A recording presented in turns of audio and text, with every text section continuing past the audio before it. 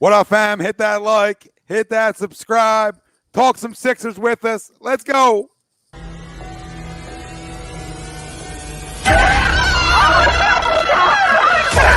Let's go.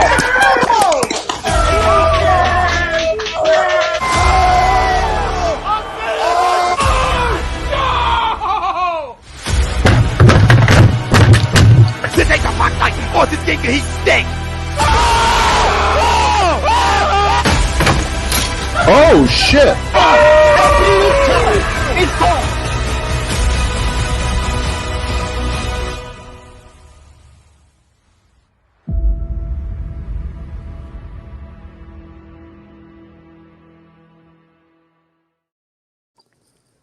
Bob Mannery here, and you're listening to Agree to Disagree, the flagship, only on A2D Radio. Uncle Sweeps, Nick DelGozzo, the legendary Brian Wilson, and the fucking man himself, Tom Arnone. These three guys from Jersey bringing you real talk with no agenda. You don't like them? Tough shit. It's their show, and they're going to say whatever the hell they goddamn want.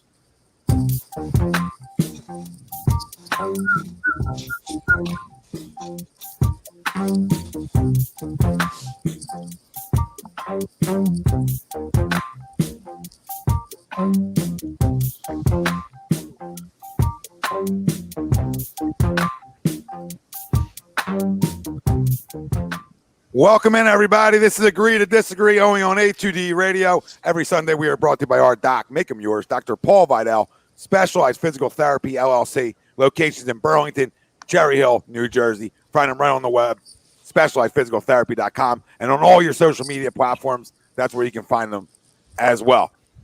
What up, peeps? Let's talk about it. Greg Milakovic, Brian Wilson, Nick DelGozzo, Tom Arnone, the family out there. Crumb of the week. We do it at the end of every show, every Sunday. So bringing it to you again, like always, Game Balls and Fumbles. Something we started a few weeks back, right? It felt right. We just said it, and we're like, you know what? We're going to stick with this guy. We're going to stick with this guy for a while. And we are, and we're back to it again Sunday, even though, you know, you're missing some games and stuff like that. We'll preview. We were supposed to be post-gaming Eagles, Washington, so now we're going to preview it a little bit. That'll be our second topic at hand. Yeah, and motherfuckers. Our main topic isn't going to be around the Eagles. It's going to be around the Sixers. We had two football shows already on the platform today, so we're going to open with something a little different, and it's their struggles continue, right? And it ties into our poll question brought to you by Manscaped, and you can get 20% off and free shipping with the code A2D at manscaped.com. Unlock your confidence and always use the right tools for the job with Manscaped. The lawnmower, the weed whacker, the ball deodorant. Clean yourself up for the holidays. Right, great stocking stuffers, the cologne, right, the body wash. I got some lip balm now. Yeah, lip balm. I just came in the other day. I like the cologne. I got the cologne. I like it. Yeah, cologne's solid. I'll spritz her. You know Refined? Yeah, it's nice. I throw her around. It's not over the top. I don't like over the top. Yeah. I'm not flashy. Nah, you're low key. I like to be low key. I'm not a flashy guy. You want somebody to smell you, but you're not going to flash it. Well, like what's saying, American Gangster? He just likes the loudest guy in the room is the weakest guy in the room. Likes a good smelling nutsack. It's a little catnip for the women. No, this is actual cologne. It's not just bald deodorant. Heads in the gutter again. All right, sorry. Pull out. Is Snoop on Sunday Night Football right now? Yeah. Yes. All right. So our poll question for tonight. Snoop Without trading Ben Simmons, the Sixers will miss the playoffs. Do you agree or disagree? Let us know. Facebook, YouTube, Twitter, Twitch. That's where we're live. Everywhere you get your podcasts, we're there as well. Hit the like, hit the subscribe, comment in. Let us know where you're joining us from. And let us know to the poll question. I disagree. I don't think they'll miss the playoffs because there's so many. They're not going to miss the playoffs. So many Eastern Conference sticks. Now, what are we talking about? Are we talking about, the playing games count as making the playoffs? Right? Like, are we counting them too? Because then it's even... They're going to be like 6, Tom. Yeah, I think 6 to 8 right now is where right around where they would be. But it's just a weird season, and I don't know. Okay, so without trading them, obviously you're getting no return on your investment, and you're probably. I'm taking this poll question is you're probably not having him play either. But I still don't think they missed the play. No, he's not going to play for us ever again. Could they be a first round exit? Maybe, right? I very well could see that. The way they've been playing, but again, they also started really well, and I don't want to keep going back to that because they haven't played well. But I'm looking for some chemistry, some continuity, right? Everything just seems off, and then every time you might feeling sort of good about yourself, somebody else is out, somebody else is missing. So I mean, they sort of been like a Band-Aid through this, and they've gotten through it at 500. But listen, we all know they got to pull the trigger on some type of deal because to this poll, this is not fun. Even though I disagree that they'll miss the playoffs, it's still not fun. You're still talking about a 6 or 8 seed somewhere around there, unless you get extremely hot and you are a different team than you showed us the last, say, 2 months, right? Because it hasn't been fun to watch, especially the last month. The last month's been ugly, right? You have so many up and downs, and then like I said, guys are out, and who's your closer? Everything's hard. Carry you night in, night out. Everything's hard. No easy buckets. No, we're not as good defensively. Obviously, we're not as good in transition. We're not good in transition, and we're not none of those things. And I hate. And all the things he's good at, it's fucking crazy. It's crazy. All the things he's good at, we're not good at right now. Fucking crazy. Right? We call him a pussy and all that, but all the things, like you're right, defensive efficiency. Well, they actually made the team like perfect for him this year, and then he wants to be a fucking complete pussy. I know he stinks in the playoffs, but we'd be pretty good right now if he was playing, I bet. We'd be better for sure. We'd be pretty good. Right? Defense efficiency is one thing. Fast break points in transition and defense. That's our we stink at all. We don't stink at defense, but transition and fast break points, we stink. And rebounding, we stink too. And rebounding, we stink. So, I mean, all the categories that he brings something to the table, we're not good at. So we need a return on that investment to get to where we want to maybe get to. But to the poll, I disagree. I don't think they'll miss the playoffs. I mean, maybe they will. I don't know. Right? No, I mean, there's no way. You're knocking on my door, but that's tough. That's tough to not make it. It's almost harder for them not to than just to squeeze in somehow. No, where they finish, you're too good not to make the playoffs. I would think. Are you? No, you just are. You just are. I mean, because you have one option right now. You every time and beat teams. You can get the ball as well every time and beat shitty teams. On a consistent basis, you have one option right now. Consistent. Yep. Well, Tobias has played really bad for the last month. He's not going to play this bad. We know that. But, I mean, obviously, Tobias has been a really big disappointment so far this year. Yeah, no. I mean, it's wishful thinking. I think Seth has played pretty well. I mean, I know it's been in and out. You know, to me, I hear you, and I really hope so. You know what I mean? It's just wishful thinking. You know what I mean? Like, I don't know. Tobias showed us who he is, you know what I mean? In my eyes, you know what I mean? Like, we had to do what we had to do. But he's better than what he's been playing. Yeah, no kidding. Yeah, I understand that. Yeah, he's not, but he's not a killer, and he's not. No. Greg's point, like, if you only have one option, not that Ben was the option, so let's just take him out of the equation. You know what I mean? We're just saying, like, if things were easier, then you don't always have that, like, that life or death at the end of the game. You know what I mean? Because you might have a nice little lead, and obviously, the regular season is, it's all fun and games, and we're looking for, we're looking big picture. You know what I mean? But we never really, at least in the last, 4 or 5 years, we didn't have to worry about the regular season. You know what I mean? We can just turn on the TV in April and say, all right, we're going to be somewhere in the top 5. You know what I mean? And this year, if you don't do something, then that's going to be a continuous struggle. You know what I mean? And I hope they figure it out, because I want them to win, despite him. All right, that's for damn sure. But I don't think any of us ever said that, like, we were going to be better without him. We're just tired of him. You know what I mean? Like, you know what I mean? So we can call him all the names in the book, and it still doesn't change, the fact that, that he can play. He can play the game. He can, the things he does really well at. You know what I mean? And he just never worked on his limitations. All right. And that's why we fucking hate his face, and he's fucking soft, and he's a pussy. And he's a pussy. Yeah. And that's exactly why. That's why we fucking give it to him. You know what I mean? But there's no mistaking that, he's in the top 3 defensive player in the league every year.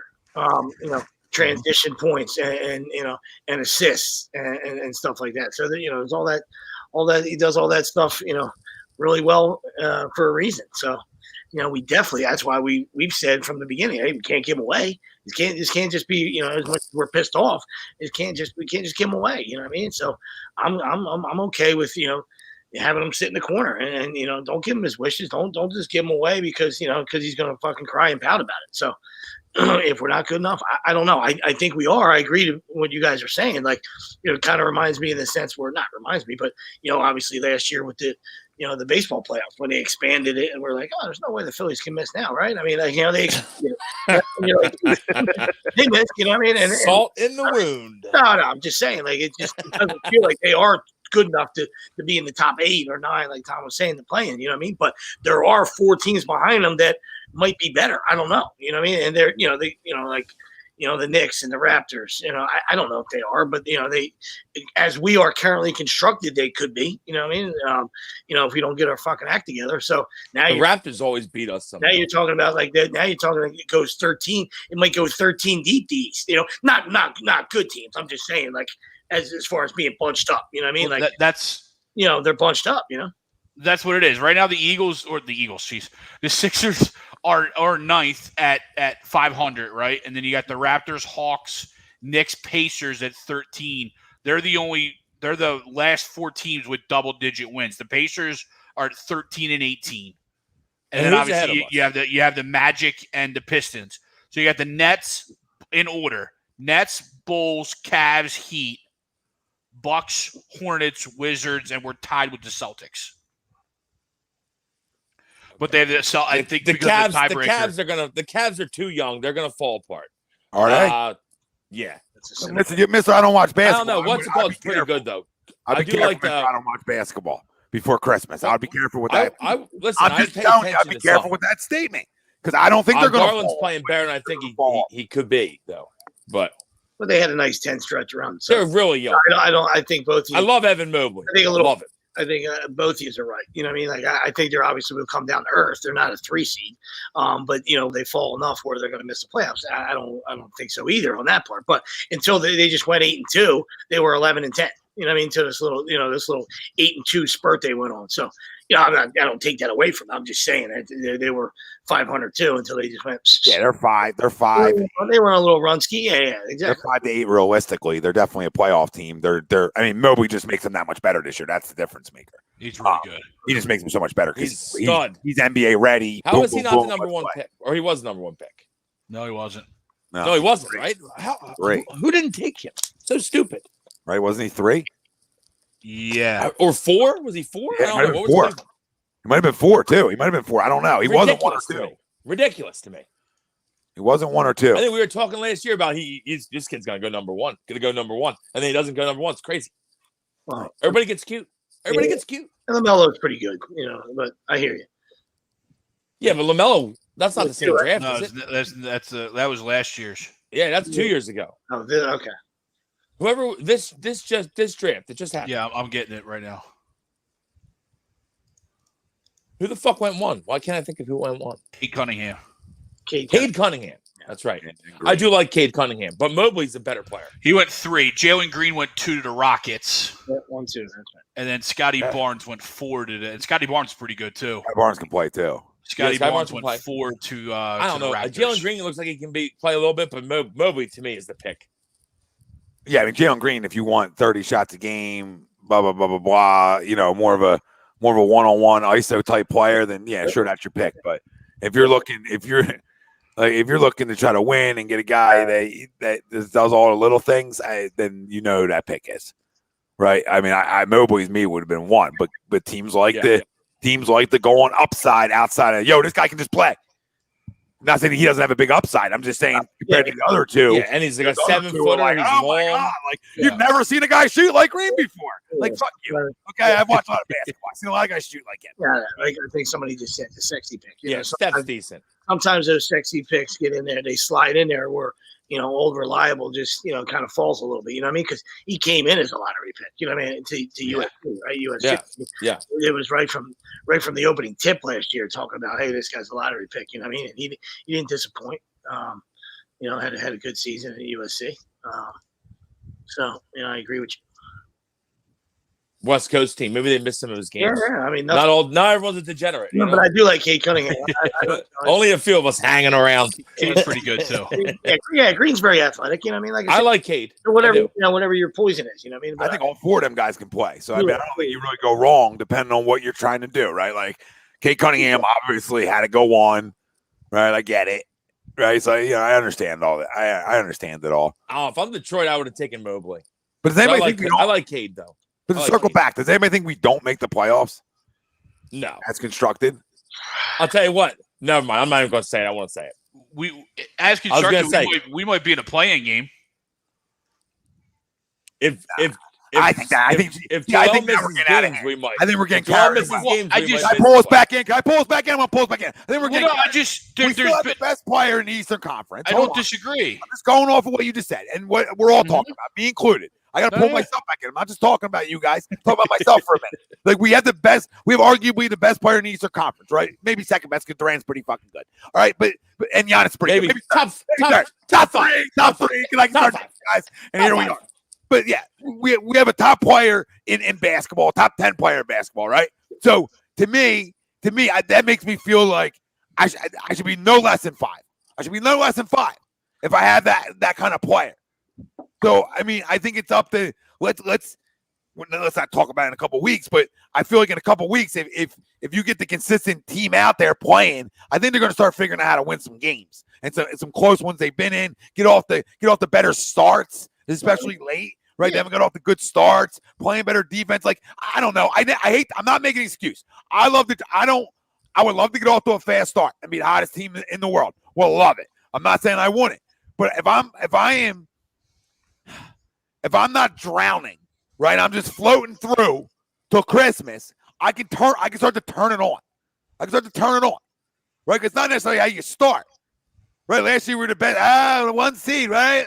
Right. So I don't mind being that sleeper team that works themselves up to maybe the 4 or 5 spot max, and you start playing good basketball later. Now, what's shown me we can do that? That's usually a good thing, playing basketball well going into the playoffs. I don't know. Like, you asked me like somebody's gonna say, "Hey Tom, what showed you that?" Yeah. I mean, not a lot besides of what I know from certain guys and what I think they're gonna bring, right? So not much besides like we talk about the 8-2 start. Without that 8-2 start, you're in trouble. I mean, you're playing terrible basketball now. But 2 months of that, or a month of it, you had no Joel, no Tobias. So I gotta factor this into why we're 15-15. The last say 2 weeks haven't been good, right? It's been like a little bit of a roller coaster the last 2 weeks. So that's where you can start judging it again, right? But I still think this basketball team is better than a 500 team, and I think that will show as time goes on. Mainly because of Joel Embiid. Like, as I got Joel Embiid on my roster, I think I'm going to win more games than I'm going to lose. I'm not telling you I'm going to be a 1 or 2 or 3 seed, but I feel like I got to be higher than talking about fucking playing games, right? And that's not a shot at you, Greg. That's just having a conversation. Like, I pull myself in. But that's a key word. I'm talking about not just us. I mean, them or anybody that's in support of that. Let's stop talking about it and go do it. I gotta see some stuff in my eyes. You know what I mean? Great win against the Warriors. All right, beginning of a road trip to them, whatever. You know what I mean? Like, and then you just go fucking Clunker City after that. You know what I mean? Like, it's a bad loss to the Heat at home. Nobody fucking played for the Heat. Come on, dude. That's fucking embarrassing. Fucking embarrassing. Gabe Vincent did. Embarrassing. Everybody's keep home. Gabe Vincent. Gabe fucking Vincent. Name should be Vincent Gabe. Sounds better. And I don't, and that's why, what's up, Bryce? That's why. What up, Bryce? Bryce isn't, I don't think Bryce is wrong. You know what I mean? Like, he's, we're gonna, saying that there's, other issues as well. I mean, we just, I don't know if we're snake bitten. I don't know where we're gonna get over get over the top. You know what I mean? But I know we're wasting a fucking tremendous talent in JoJo. All right, if we do. All right, so fucking got to pull out all the stops. Got to do whatever you can to get this down. To find a way to get this done. It's got to get done now. Yeah. I've seen the act of trading guy with 25 games left in the fucking season. I'm not acclimated enough. I don't have enough chemistry with my guys. You got to fucking do it now. Should have been done freaking 2 months ago.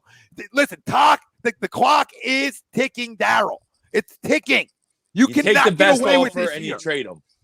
We got to keep putting pressure on him. He's got to go. You take the best offer and you trade him because just him hanging over, just players talking about him. I know Danny Green just talked about him this week. I'm done. Just get rid of it. Wash ourselves cleanse us of the situation. Bring some guys in and let's start playing basketball. Okay, I'm fucking done. Get rid of him. Take the best offer and fucking trade him. I think he would. But I guess like we can only speculate that there just hasn't been any good offers. You know what I mean? Like I guess you know what I mean because they're saying offers are coming in. Yeah, That's all the talk. That's all I read on the Athletic every day. Offers are flying in. Whether it's whispers or somebody trying to leak stuff, I don't know. You know what I mean? Like, we don't have any. He's holding out for more. We don't have any tangible evidence. All right, because if not, why is it not pulled? You know what I mean? If like I said, if it's something that's that they can give us a return and we can get back a return that we can maybe flip. You know what I mean? Like let's say if it is 3 picks. You know what I mean? One guy and like 3.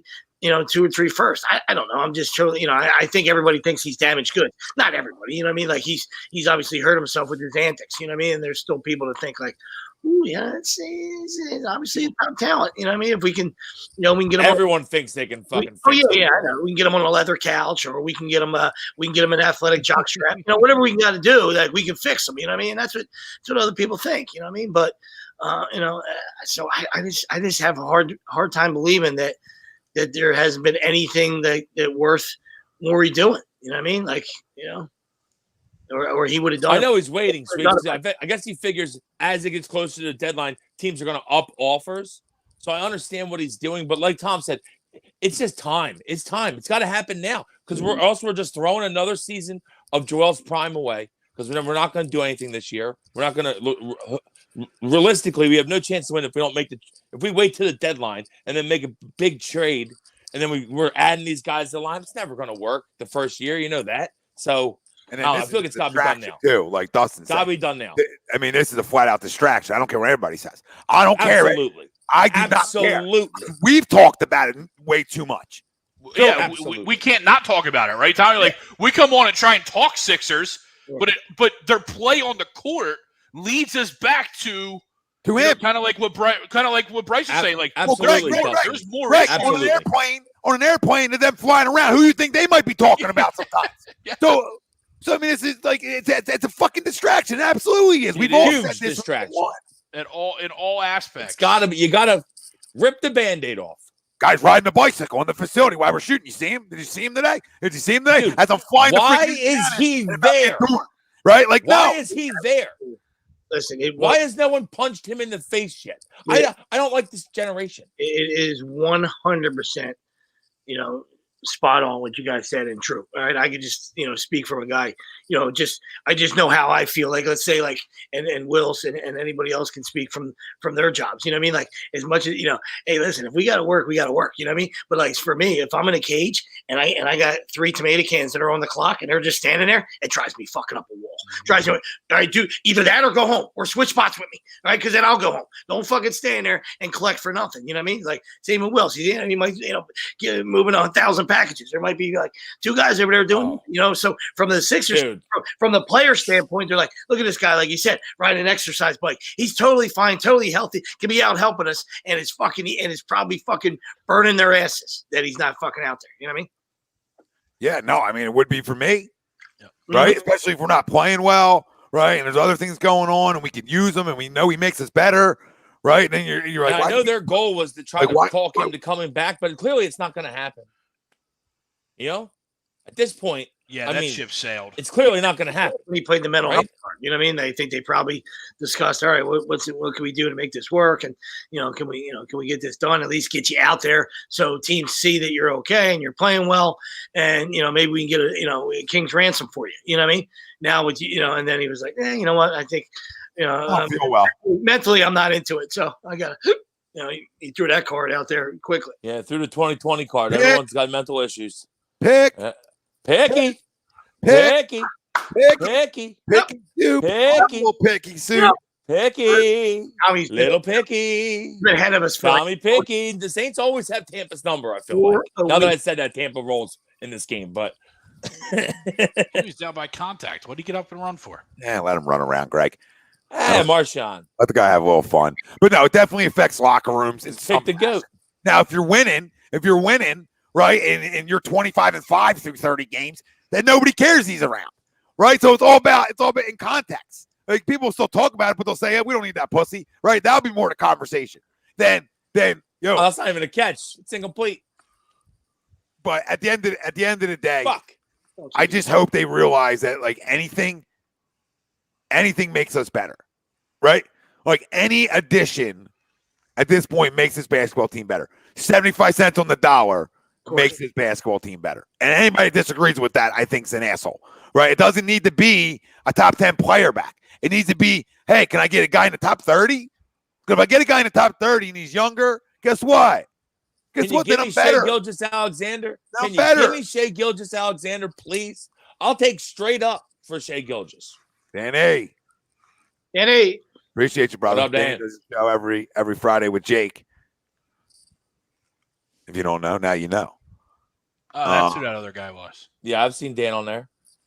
I didn't realize who it was. I've seen him on it. I didn't realize who it was. Talking about getting creative, and I understand there's, and that's why you bring the 3 teams in, and it's easier said than done. You know what I mean? I guess you need those, you need those other partners to tango with. You know what I mean? When you're trying to make trades, but you bring that other team in, and let's just, like you said, find a way to give me 3 guys. You know what I mean? If it's If it's Shai Gilgeous, please, all right, DeAndre Fox, come on, dude, like, all right, you guys can have picks, you can put Toby in there and fucking Ben, I don't care, you know what I mean? Keep the young guys, dude, right? Give me back some of those guys, But, if OKC just wants more picks, throw another team in there. You know what I mean? 20, Greg said so. So, I mean, shit. OKC's got the most picks I've ever seen in my life over like the next 3 or 4 years. What do I say, 32? 32 or 36? They just want more picks. Fucking, we'll take Shai Gilgeous. I will even take that fucking crumb Darius Baisley, that piece of shit. I'll personally kill him, and we'll take him.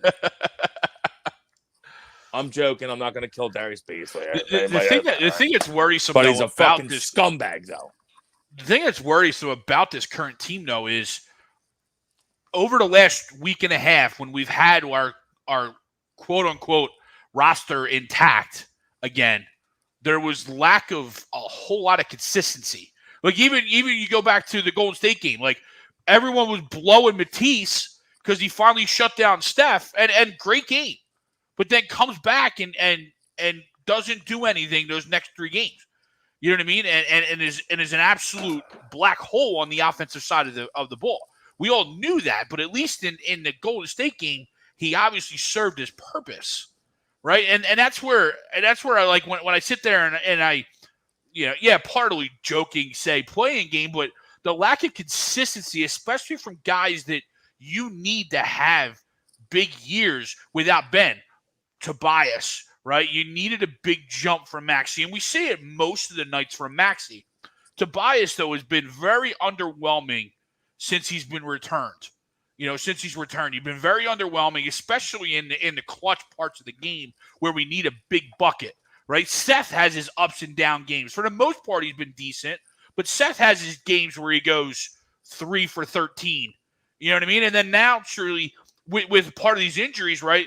We lose the effectiveness of Niang, who was effective earlier in the year. We lose the effectiveness of what Korkmaz gave us earlier in the year. Is that because they were overexposed? Very quite possibly. Because they were playing so much without, during that month of stretch of games where they were playing a whole lot of minutes. Very well could be overexposed. But that's where we were just lacking a whole lot of consistency from guys that we needed to play big roles with the lack of Ben or those pieces coming back from Ben, right? Yeah, I mean, Tobias has to go up in production. It's kind of crazy. To me, it's really crazy, Tobias, isn't it? Like Tobias, I felt like Tobias turned a corner last year during the regular season. He was playing really well. He was making a lot of big shots in crunch time. He would get to his spot. Like it was about a 12-foot jumper. He was hitting that I know he had the game winner against the Lakers. I remember that. But like.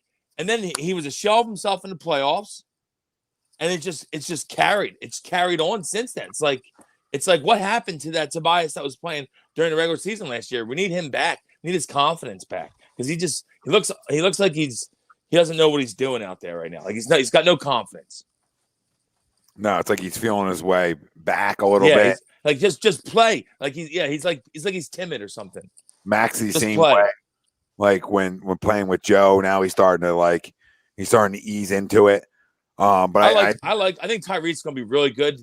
what sucks is that he's not a good enough point guard yet to get you like a lot of easy buckets, which we would love him to get. That's the only thing that sucks right now. He doesn't get guys easy buckets. Yeah, he's not there, obviously, in that part of his defenses aren't going to key on him for any particular thing, which drives more guys to him per se, which, to your point, opens up easy buckets. Yeah, right. I mean, that's going to come because he's shown improvement. He's definitely getting better, but then he also is going to have those games where, hey, I'm a second year pro, right? Yeah, he's young. Yeah. And like crazy, we can't run. And it's like he wasn't supposed to play this much yet. You know what I mean? Yeah. And like you alluded to earlier, Greg, but someone's a pussy. That we've already talked about. Everything's hard. So that's, to me, that's just it's just not a way. It's a terrible way to obviously to play basketball and especially offensively. You know what I mean? Like, whenever when everything's hard and everything's forced and everything's fucking helter skelter. Like that's not a good way to go about your business. Yeah, it's crazy because there's times in the last couple of years where everything looked easy for us. During the regular season at least. Everything was easy for us. We were blowing teams out. A lot of transition buckets, a lot of fast break points, and great defense.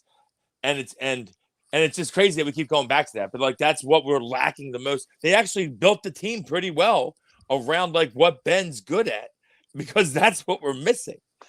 And it's crazy. No, you're 100%. We still would struggle in the playoffs, probably. That's why. And that's why you're 100% right. And then that's where it gets to that point where we even said that on air. We've said that we've been saying that for years. Like, the regular season is beautiful. It's, show and go, the Showtime Lakers, whatever. In the playoffs, the game shrinks, right? Because they don't allow that, right? So then your half court offense has to fucking be a factor, right? And when Brett was here, it was a three fest, you know what I mean? Instead of getting fucking the big fella in there, throw it in the fucking block all the fucking time, throw it in there. It comes out, throw it back in. Comes out, throw it the fuck back. Throw it back in. Right? Throw it back in. Let's go. Right? And then that's how you fucking establish, hey, we're going through the big fella. Right? And that's it. All right. And then you start fucking, I still can't believe we never put Ben on the block. You don't wait till April, just because we got 50 wins again. Get my red rocket out. We got 50 wins again. All right. But then April comes, we don't know how to fucking play half court basketball. It's fucking ridiculous, right? And here we are, same fucking thing. Like, I know we're missing a piece, great, but you know what I mean? But we look lost on offense, And that's what it feels like now. Knows what a young point guard. I get it, but damn. That's what it feels like now. It almost feels like on the offensive side that we're playing playoff basketball and we don't know what we're doing yet because it's so hard, right? And we have to have sets run and stuff like that because it's not coming as easy as it used to, and it looks like the playoff basketball, at least from the offensive side of the ball that we're used to, where we do kind of struggle with that in the past. Yeah, struggle to get to a honey cut, right? Yeah, now it's in December. Exactly. You're missing so many fast break points a game, and not like, oh well, it's his fast break points, right? We're just talking about fast break points that he has a part of. Good ball. Yeah, well, Steve. I mean, Ben, your defense is better, so you're getting more out in transition, because of steals and whatnot. And that's just what he's good at. He's good at getting the ball and running. I mean, he's athletic. Yeah, listen, and then it was in playoff time. Then you have to like Sweep said, the game shrinks, it tightens. So now you got to have some kind of offense, right? Some kind of half court offense in your arsenal, and it does look like that's what we're playing right now, which is funny, right? Without him. So, I mean, listen, do I still believe this team can get better, even as constructed? Yeah, I think it can get a little bit better, but we're not going to get to our goal, especially this year, as constructed. Like, no, you got to trade them. It's got to be done. So that's the sad part. So it almost makes it like anticlimactic the whole year. Like, watching it. Like, it should be a blockbuster. You know what I mean? Like, like talent-wise, it should be a blockbuster. You know what I mean? So, but people see, other people have seen him. That's why the price went down, because other people were watching, from the outsiders, were watching or seeing what we see all the time. You know what I mean? Like, listen, playoff time, the guy shrinks, right? He's a mental midget, right? He can't get to the fucking, can't shoot free throws, doesn't want to do this, refuses to, whatever. You know what I mean? So that's, so now that's why, then people thought, hey, well, listen, we can lowball these guys. because they feel like their backs are against the wall. They got to get them out of there. You know what I mean? And that's why I give Morey credit. Where obviously it's past due. We're way past. We want it to happen. We should have happened. You know what I mean? But if the guy's just getting fucking shit offers, like, you can't do it. You just go sit in the corner and suck your thumb. I'll be to a blockbuster comes. Has to be a but is he though, Sweeps? Because there's a lot of again, we don't know. I don't know, but there's a lot of whispers of offers that to me aren't bad, and I would just do like the Malcolm Brogdon one. If that was true, the fuck did we not do that for? Brogdon and LeVert, you mean? Brogdon and LeVert, fucking sign me up. At this point, drive I'm him with to you. Indy. At this point, I'm with you. I might have balked At early this when point, that Malcolm Brogdon's a fucking player. No, but I'm saying right out the jump. Player. In the off season when that was first reported, I probably would have held out for thinking you can get more, and so that's why I said at this point you're right. I definitely would do that. Yeah, I mean, I hear you. At this point, I would do fucking anything, basically. Now you just said a key word. Both good players, and I'm fine with it. You know what I mean? But you said, like, both of you just said, well, at this point. So that, to me, that's on your way to settling. You know what I mean? And I'm not saying you're wrong. I'm just saying that's yeah, I don't think you should settle. I hear you, Sweeps. You shouldn't settle. That's on the way of the settle mountain. You know what I mean? Like, because we're so pissed off, and we're like, all right, but I like those two guys. You know what I mean? If that's and I don't want to settle either, but I want it to be over with. Oh yeah, you know what I mean? I couldn't agree. I just want it over. You won't get an argument. Take the best offer that's there and fucking do it. Just accept it and move on. There's a lot of speculation, and none of us will know. You know what I mean? Like, and I don't care where you trade him to. I know he's like he has destinations he wants to go to. I don't give a fuck where he wants to go. Trade him to any team in the fucking league. Really, send him to Oak City, buddy. That's it, man. Trade him to Canada, Toronto. I keep hearing Fred VanVleet's name, and I'll tell you what, I think that Fred VanVleet's a superstar. I know he's not, but every time that we play them, he hits everything he shoots. So I think he's awesome. I know he's not as good as I think he is, but every time we play them, I think good against us. So naturally, he's just good against us. So naturally, when he gets traded to us, he's gonna suck. Yeah, it's like Jeff Conine. But I would take it, and I don't think they do it, but I would do Siakam and VanVleet for him. Fucking A, I would. I think we'd have to give up. I think, though, because of VanVleet's money he just got, we'd have to figure out how to make that work. Like, that's probably going to have to be a maxi deal, though. You know what I mean? Because they're going to want to get rid of VanVleet. They're going to want a younger point guard to go with that. That's when you make them throw in, like, who's that dude who used to be on the Blazers? Gary Trent Jr.? Yeah. Is that his name? I love him. Yeah. I love him. Throw him in with them, then. That's fine. I'll send Tyrese right on up north with Ben. I'll take those three. LeBron can pick you guys up, send you right on up north. I would absolutely take those three for those two. Absolutely, I would. That's not even a trade I think. I think you can pair Siakam with Joe, too. I feel like their games would work with each other. Yeah, they'll be fine. And we'll rebound like we need to again. Yep. So, and VanVleet's a good player, and he seems to always hit big shots in the clutch, at least against us. Dude, it's all space for him. I mean, he's going to get open looks playing with the big fella. So, I mean, that's just factual. But he's a good player at Wichita State. I know that. That deal's not a settle. Like Sweeps was talking about Settle Mountain. That's not that's still on the other side of Settle Mountain. You know what I mean?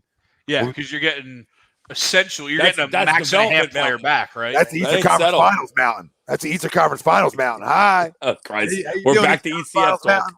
We're trying to get we up were over talking playing game 5 minutes ago. We went from playing game 5 minutes later, Eastern Conference Finals talk. If you got Siakam, VanVleet, and Gary Trent Jr., I would start having that conversation. And the only guy I'm right with you right now is Maxey going. Yeah, sign me up. Sign me up. If anybody says no to that, at this point, I would suggest y'all stop watching basketball. Yeah, forever. Just stop watching. Because you're not playing forever. You got champions coming back. But remember something, too. You got guys who have won coming back here. I know they won with Kawhi, but they still won. They were still a big part of that. So you got winners coming back here. I like that deal even more I think about it. Brogdon, is that a real deal? Huh? I think we just came up with that one. We just came up with it. But I do like it. Wait, when you brought it. You told me about Daryl. Tell Daryl we want if Daryl can make that happen, we want to get like a little shout out, little royalties. Yeah, a little shout out. I know, Mr. Athletic down there. You said, "Oh, I read in the Athletic 50. I read 50 things a day in the Athletic." No, but I haven't read anything about the Raptors. Oh. But there was thing about there's people talking Van Vliet. That's all. I heard Van Vliet talk. I do know that Toronto is having a bit of buyer's remorse with Siakam, especially because he's kind of hurt or he was banged up. So they weren't necessarily thrilled that they had to max him. Aren't him and Embiid from the same country in Africa too? I think so. Countrymen, bring them in. Family. Bring them in. Couple princes running around. Couple guys will fucking chew lions. Couple princes running around killing lions. Let's go. What's the chance Ghost in the Darkness. After the deadline? Great movie, by the way. Ghost in the Darkness. I'm sorry, Tom. What did you say? What's the chances this guy's still here after the deadline? Who, Ben? Yeah. If we don't trade him by the deadline, the season's completely over, and it's just going to be continued Ben talk the rest of the season, and we'll probably be in the playing game.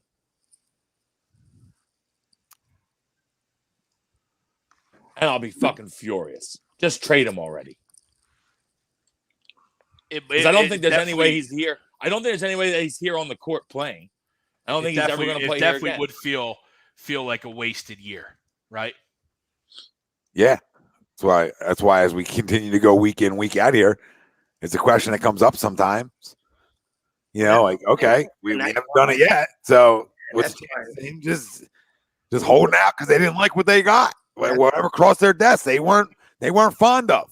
And that's why we're like, we can't win, Spidey. We're in such a tough situation where, like, even if we play well, and we figure it out, whatever, and we, despite him, we start playing well and we're all excited and stuff, like we still don't have enough to cut down the nets. And that's our end game. You know what I mean? So at the end of the day, like you said, it's another wasted year. You know what I mean? Yeah. That's and Joe's not getting any younger.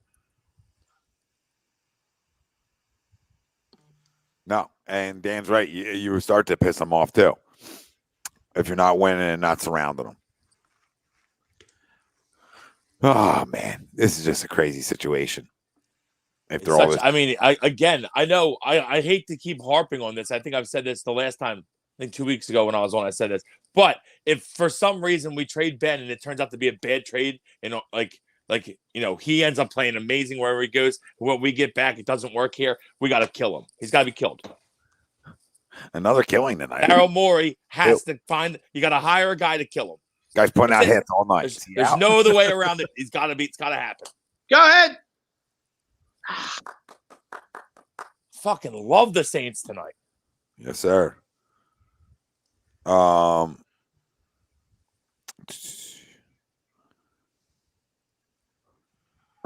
Gary Trent cannot be traded until March 3rd. He's out. Because he signed this year. He signed this year. Plus, the money wouldn't have worked on the last trade. March 3rd is before the deadline, though, right? It is.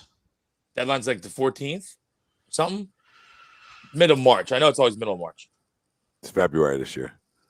Is it? I thought. February 14th or 15th. What? Say what? Well, that's fun. Okay, so no Gary Trent. But you could. what would work, and you got to add. Who's the other guy? I like the other guy too. Norman Powell. He's all right. All right, let's try. We could do a switch. We could flip Norman Powell in. I like Trent Jr. more, but we could flip him in. They're basically like the same type of player, shooters. Yeah, they got traded for each other. Is he on Portland? Norman Powell's not even here anymore. Fuck. Who's the other guy on Toronto? Who? Gary Trent. Name me Toronto's roster. OG Anunoby. Anobi. Oh, I do like Arnone, but he's been hurt a bunch, hasn't he? They're not going. I do like him though. They're not going to trade him though. If they're they won't trade him. Yeah, they won't trade him. Chris Boucher. Oregon boy. Yeah, he had a lot of talent. He looks like he stinks though. Precious Achua. Terrible name. He should punch his parents in the face. Precious. Fucking name a boy Precious. Kill yourself. That's really anything on there. So let's see if I can do this. Yeah. I didn't realize that they traded Norman Powell for Gary Trent Jr. That's wild. It's a good trade. I mean, they're basically the same player. That's why I can switch them. So in order to do it, it would have to be it could be Siakam and Van Vliet for Simmons, Maxey. Brandon Ingram? Is that Dan? Dan talking about Brandon Ingram? I'll take Brandon Ingram. Brandon Ingram, player. Simmons, Maxey, I know Brandon Green, Ingram. I know and a Brandon Ingram's a first. stud. Because you have to get the money right. Danny's got to be in that to get the money right if you want both of those guys back. So to get Van Vliet and Siakam, we have to add Danny Green to Tyrese and a first, yeah. Yeah. You know how I feel about send him up north. See ya. You know, Hey Dan. Toronto called. They want you back. See ya. Big Dan has done nothing for me from day one. I understand he attaches himself to championships, and that's and he finds a way to make a big shot, and then he plays a little bit of defense. Good, yippee! He's done nothing for me since he fucking walked through the door. So yeah, he doesn't play as good defense he used to anymore, and he's a walking air. He's like good for 2 air balls a game. Chip away. I'll drive it, Danny Green, anywhere he needs to go.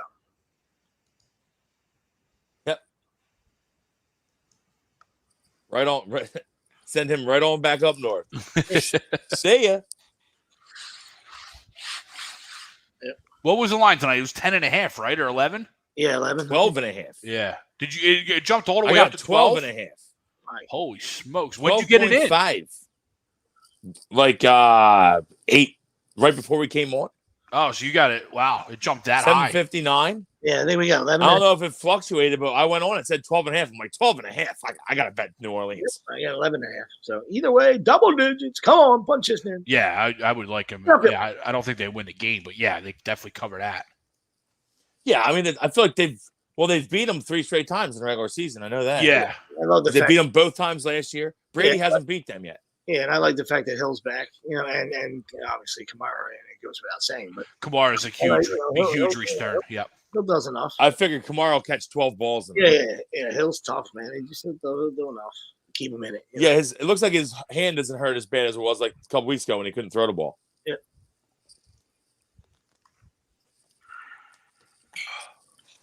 It's a false start. Apparently not. Did it look like that guy jumped early? Left tackle? But I would do that deal even They all do. with Yeah. adding those guys in. When I would to me, I guess who else would be in the Brandon Ingram deal? Would it just be Ingram? Like what Dan's talking about here? I guess.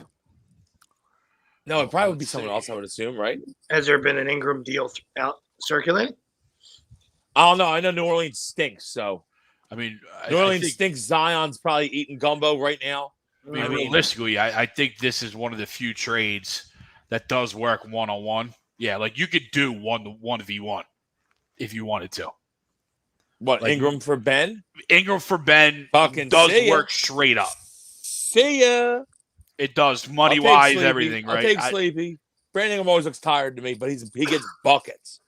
He's just got to stay healthy. But He's probably high as a kite, that's why. But he gets buckets. Just always banged up though. Yep, you got to stay healthy, man. I mean, Yeah, Yeah. he's kind of a thin guy, so that makes sense. with him and Joe, He's not kind of a thin guy. He's a fucking thin guy. they'll combine to miss 40 total. a Get him year. up here, get him on the cheesesteak diet. One guy's not playing, and the other He guy. obviously gonna doesn't. say, He obviously what? doesn't like gumbo. One guy's. I was gonna say he don't hang out with Zion, that's for sure. Yeah, they're not boys. Oh, go up and get the ball. That's what I'm talking about. Marquez Callaway. Give him a chance. Throw it up. Give him a chance. It's like old school Tecmo when the guy goes up and gets it. Yeah, the pick or anything. Yeah, love it. Punch it, Dan. Let's go up 10 early. Let's go up 10 early. Go up and get it. As you know, the Murphy Bunning, where are you at on that play, Murphy Bunning? Come on, got to build up a lead Where are here. you going? You know the bust ass is going to be coming. So come on, you got to build a little. Yeah, lead. yeah. I mean, he's gonna now. If they go up like 17-0 or like 10 or 17-0, Brady's gonna throw for like 450 in this game. You know that. Because he can't really run on the Saints. So he's just going to throw. Godwin will have 12 catches. Vinny will drive off the road. He's so excited. Oh, no. Get on the grid. Vinny will drive off the road. 400. Masturbating while watching. At age 68, 400 yards. Well, it's so hard to play quarterback nowadays. 26. I see that's what he was talking about that. It's so hard to play quarterback nowadays. I'm like, I think it was harder before. They used to get their asses kicked. They get two-hand touched now. I don't think it's harder to play quarterback. The guy finishes with 24 Super Bowls. Fucking 63 years old. 226,000 yards passing. Be there.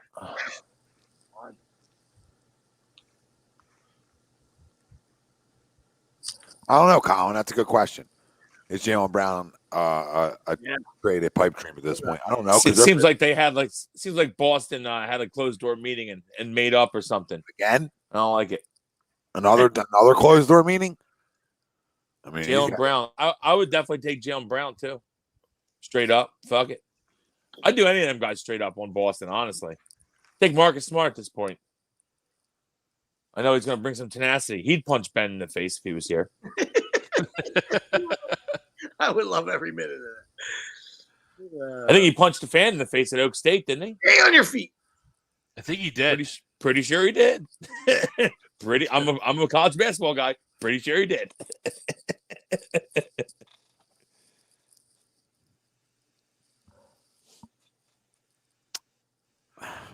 Shoving a fan. Yes. Shoved the fan. Either one. Shoved the fan. Right, egregious, but it was something underneath the basket, so you were right around the ballpark. I know he just didn't throw the haymaker. He was still young enough where he held on to the haymaker, but he definitely shoved somebody. Yeah, absolutely. Somebody kicked him, I think. Or At that point, you might as well throw the haymaker because you're gonna get like thrown. I think he got thrown off the team, didn't he? He got suspended for sure. He got suspended for like 3 or 4 games. That's it. Wow. Okay. He went to try and block a dunk, and he went obviously way past up into the crowd. Into the crowd. I remember when it happened. Yep. Yeah, I just watched the video. Yeah, I knew it was under the hoop. So we're right there. We're right there with you. What's you up to? What's you hate? What's up, you? You're probably talking about a trade, I guess. Yeah, the Harris and Ingram on the court together. There'd be a lot of missed shots, probably. I do like Brandon Ingram though, but like you said, he's always hurt. Yeah. At this point, I'll just trade Ben for anybody. I really would. I need him. I need it done. I need it over with. I know Sweeps wants to hold out. But I want it over. I want it over. I'm still in the whole game. Right? But I hear you. Yeah. I would like it done, but I'm still in, and I still need to get something back. I've hated this plane over here. You're going to get something back. This plane over here doesn't circle, right? Like I'm not circling the tarmac.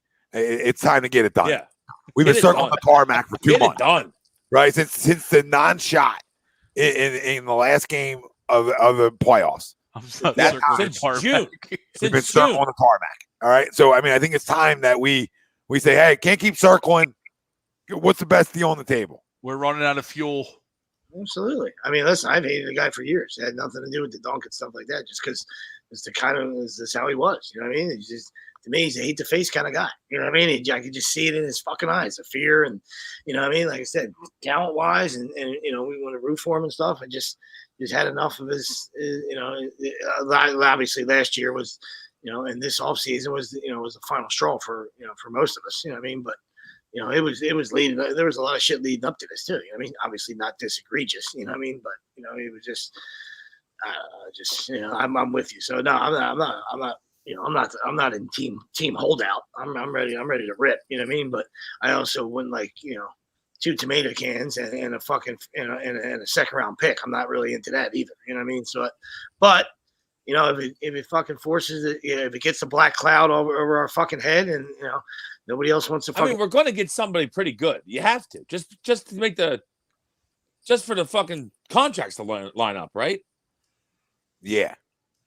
Yeah, you're sort of forcing. You're going to get someone that makes money at least. Yeah. No, that might not always be a good thing in the NBA because there's a lot of big contracts out there for some garbage players. He makes a lot of money. Yeah, and kind of even to that Ingram point too, right? Like you potentially could get Ingram, but like what Ingram are you getting? Are you getting the hurt Ingram, or are you getting, you know what I mean? A legit Ingram. I mean, he'll be healthy at some point. But I hear you. I would think that I would want more than just Did they Ingram. just come out of a quarter and call a timeout? Delay a game. Or even worse, a delay game? No, they were trying to draw him off sides. That's all. Okay. One of these. Hood.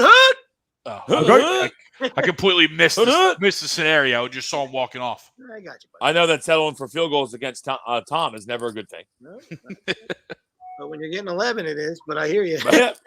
Getting 12, we love it. When you're getting a boatload, that's good. The opposite of the Brandon Staley fucking living life, where just gonna leave fucking points on the board your whole fucking life. I'll take a couple threes right now, right? I mean, after what we went through the other night, we'll take a couple field goals. Yes. Feeling good. I'm the highest field goalist guy on the planet, Santa. Jesus. All right, but once in a while, you got to take one. All right, so at the end of the day, everybody thinks we're still a playoff team. Yeah, barely, but yeah. Yeah, no, I wouldn't say upper echelon of the playoffs. Yeah, no, barely. But in 7, 8, probably out in 5, but in. Yeah, out in 5. Yep.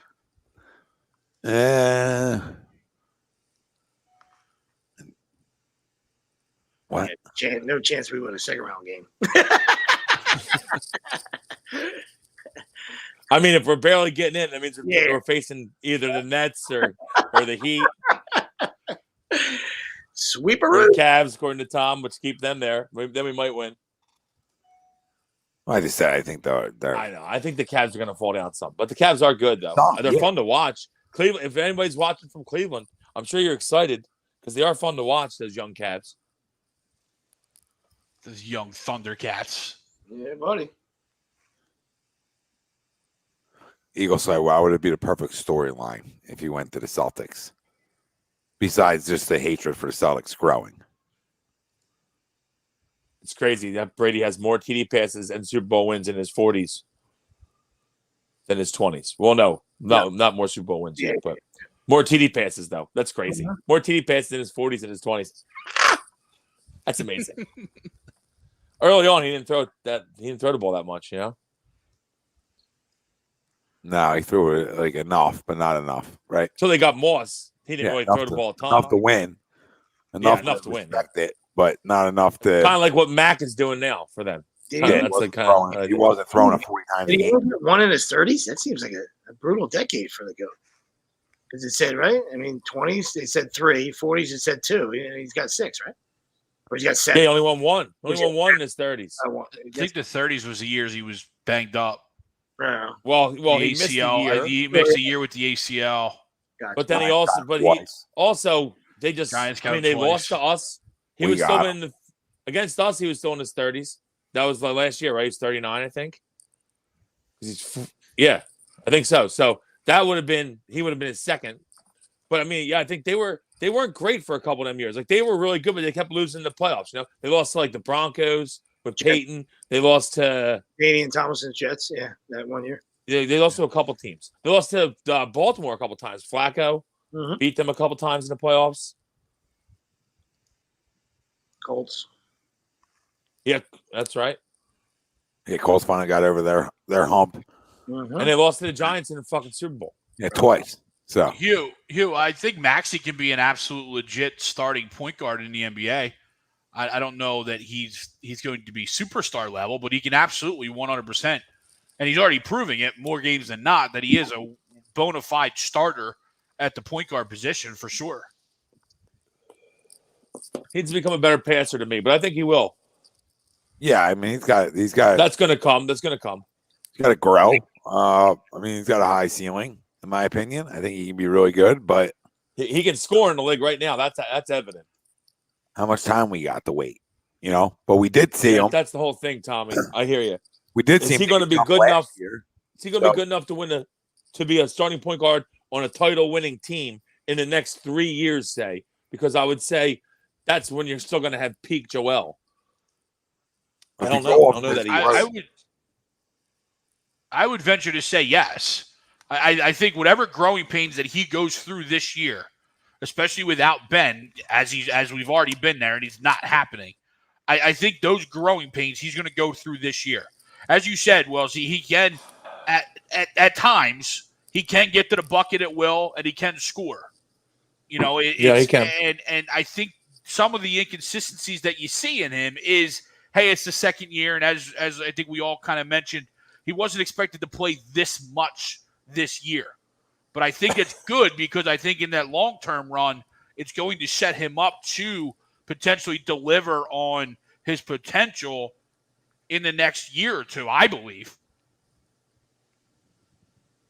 Yeah, I mean, I agree with you. He took a big jump last year in season. A lot of guys don't take big jumps in season like that. Is Godwin dead? Might be paralyzed. If nothing else, he's cut in half for sure. I mean, this is a David Copperfield trick. Oh, his knee. Yeah. Was it his knee? Oh, shit. Oh, God damn. Oh, shit. Shit.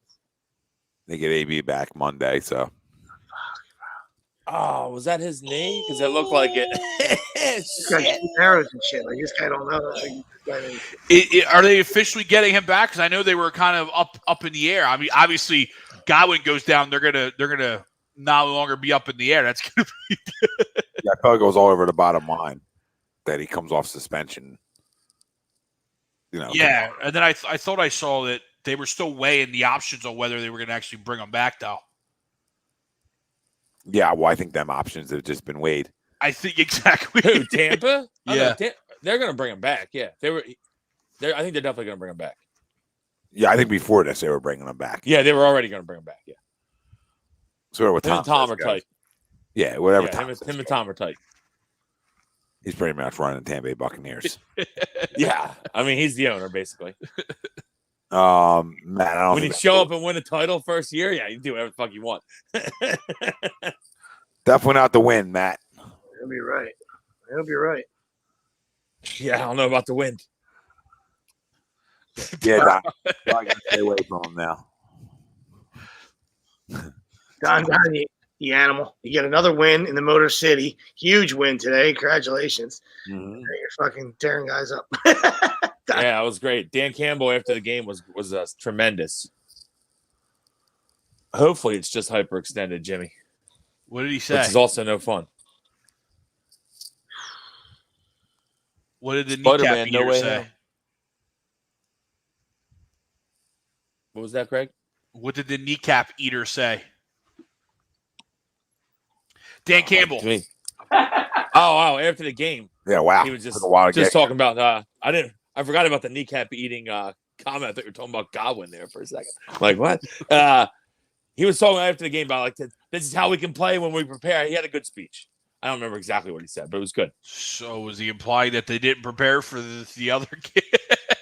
No, I just remember, like, that's how it started. I don't remember what after. How did you look, Dan? No, his initial thing was "Welcome to Detroit." Welcome to Detroit is what he said. Yeah. He's walking. Okay, Chris. All right, Chris. Limping. Got him a bunch but of DK walking. lineups. Oh, he's walking. He's walking. Big time. It is hyperextended. There you go, Jimmy.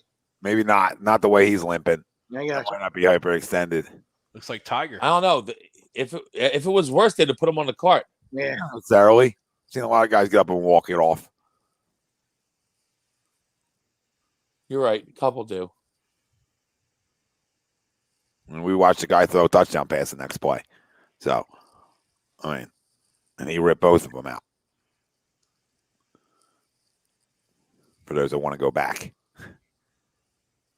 Back to the good old days. I think he threw for 58 yards yesterday in a win. 57. Which is crazy. Track it home. 57. But he did cross 75%, so we gooch. Yeah, who cares? We'll pick Jalen Hurts. I don't disagree. Yeah. Malik Willis. Fucking Malik Willis. Yo, he had a big game yesterday too. As I was watching, I was like, "Oh my god, we're gonna pick Malik Willis."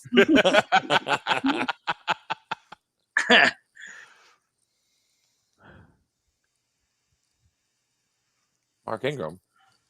I don't think he's got a yard yet. That's 4 true. carries. When? They have postponed a few games, yeah. Oh, a few. Yeah, a couple games. He may seem like the whole league just said, hold on. Well, This got burned through. Did you see what they I said? don't The get NFL's alerts going to for stop. them, so- Oh, man. Looking at that again. Oh, man. Yeah, it doesn't get better the more you watch it. Oh, They had oh. 4 games postponed today. NBA Did you see what the and obviously NFL 3. So goodness. The NFL said that. Did you see what Mort said right before this game? The NFL said that they will no longer be testing vaccinated players every day unless they show symptoms. Yep, they changed it. Yep. Yep, they've moved their own goalpost because they're trying to make sure they don't cancel games. Yep. You know what I mean, when the money when the money starts talking, right? And they go, hold on, we can't have this. It's smart. That's how they should have been doing it the whole fucking time. But they can do whatever they want to do.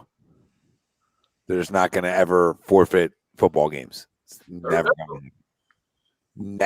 going to happen, ever. But it sucks in a way because not to forfeit, but the fact that now we play on Tuesday night. It sucks. We're going to play 2 games in 5 days. We find out tonight. That is what it is. But now this is the other part of it, right? Now we find out a little over an hour ago that we're going to be most likely missing Landon Dickerson now. Yeah, he's going to be out probably because he's eating COVID protocol. So now we get weaker, and now they're going to get a little bit. They're going to get a lot stronger, right? So that's the only thing I don't like about the pushback, because the pushback then I got no problem with it, but then the pushback then lets that start to happen on another team, right? Well, now this team's now missing a guy or two. I think they're still going to be missing a bunch of guys though. Washington, they're getting the ones they need back.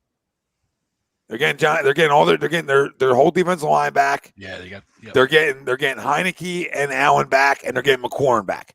So they're getting what they need back. Well, yeah, McLaurin was more obviously the concussion. Yeah, but the days but the extra days helped. You're absolutely right. Oh, for sure. Like to your point, I don't think he would have played today. I don't think so. So I look at that now. I don't like it. Right? Like I had no problem with it when it happened. Because I was like, listen, it is what it is. Like, they can't play with nobody, right? Like, you don't want any team that had not a competitive advantage. I mean, I don't know. They made it happen last year, Tom. If you remember, I think Denver started a kicker at quarterback, I think. Yeah, but they didn't have 25 guys. Yeah, they had a fucking a fucking practice squad wide receiver playing quarterback. But Denver wasn't missing 20, 25 guys, though. I mean, Washington literally would have been missing like 20, 25 guys.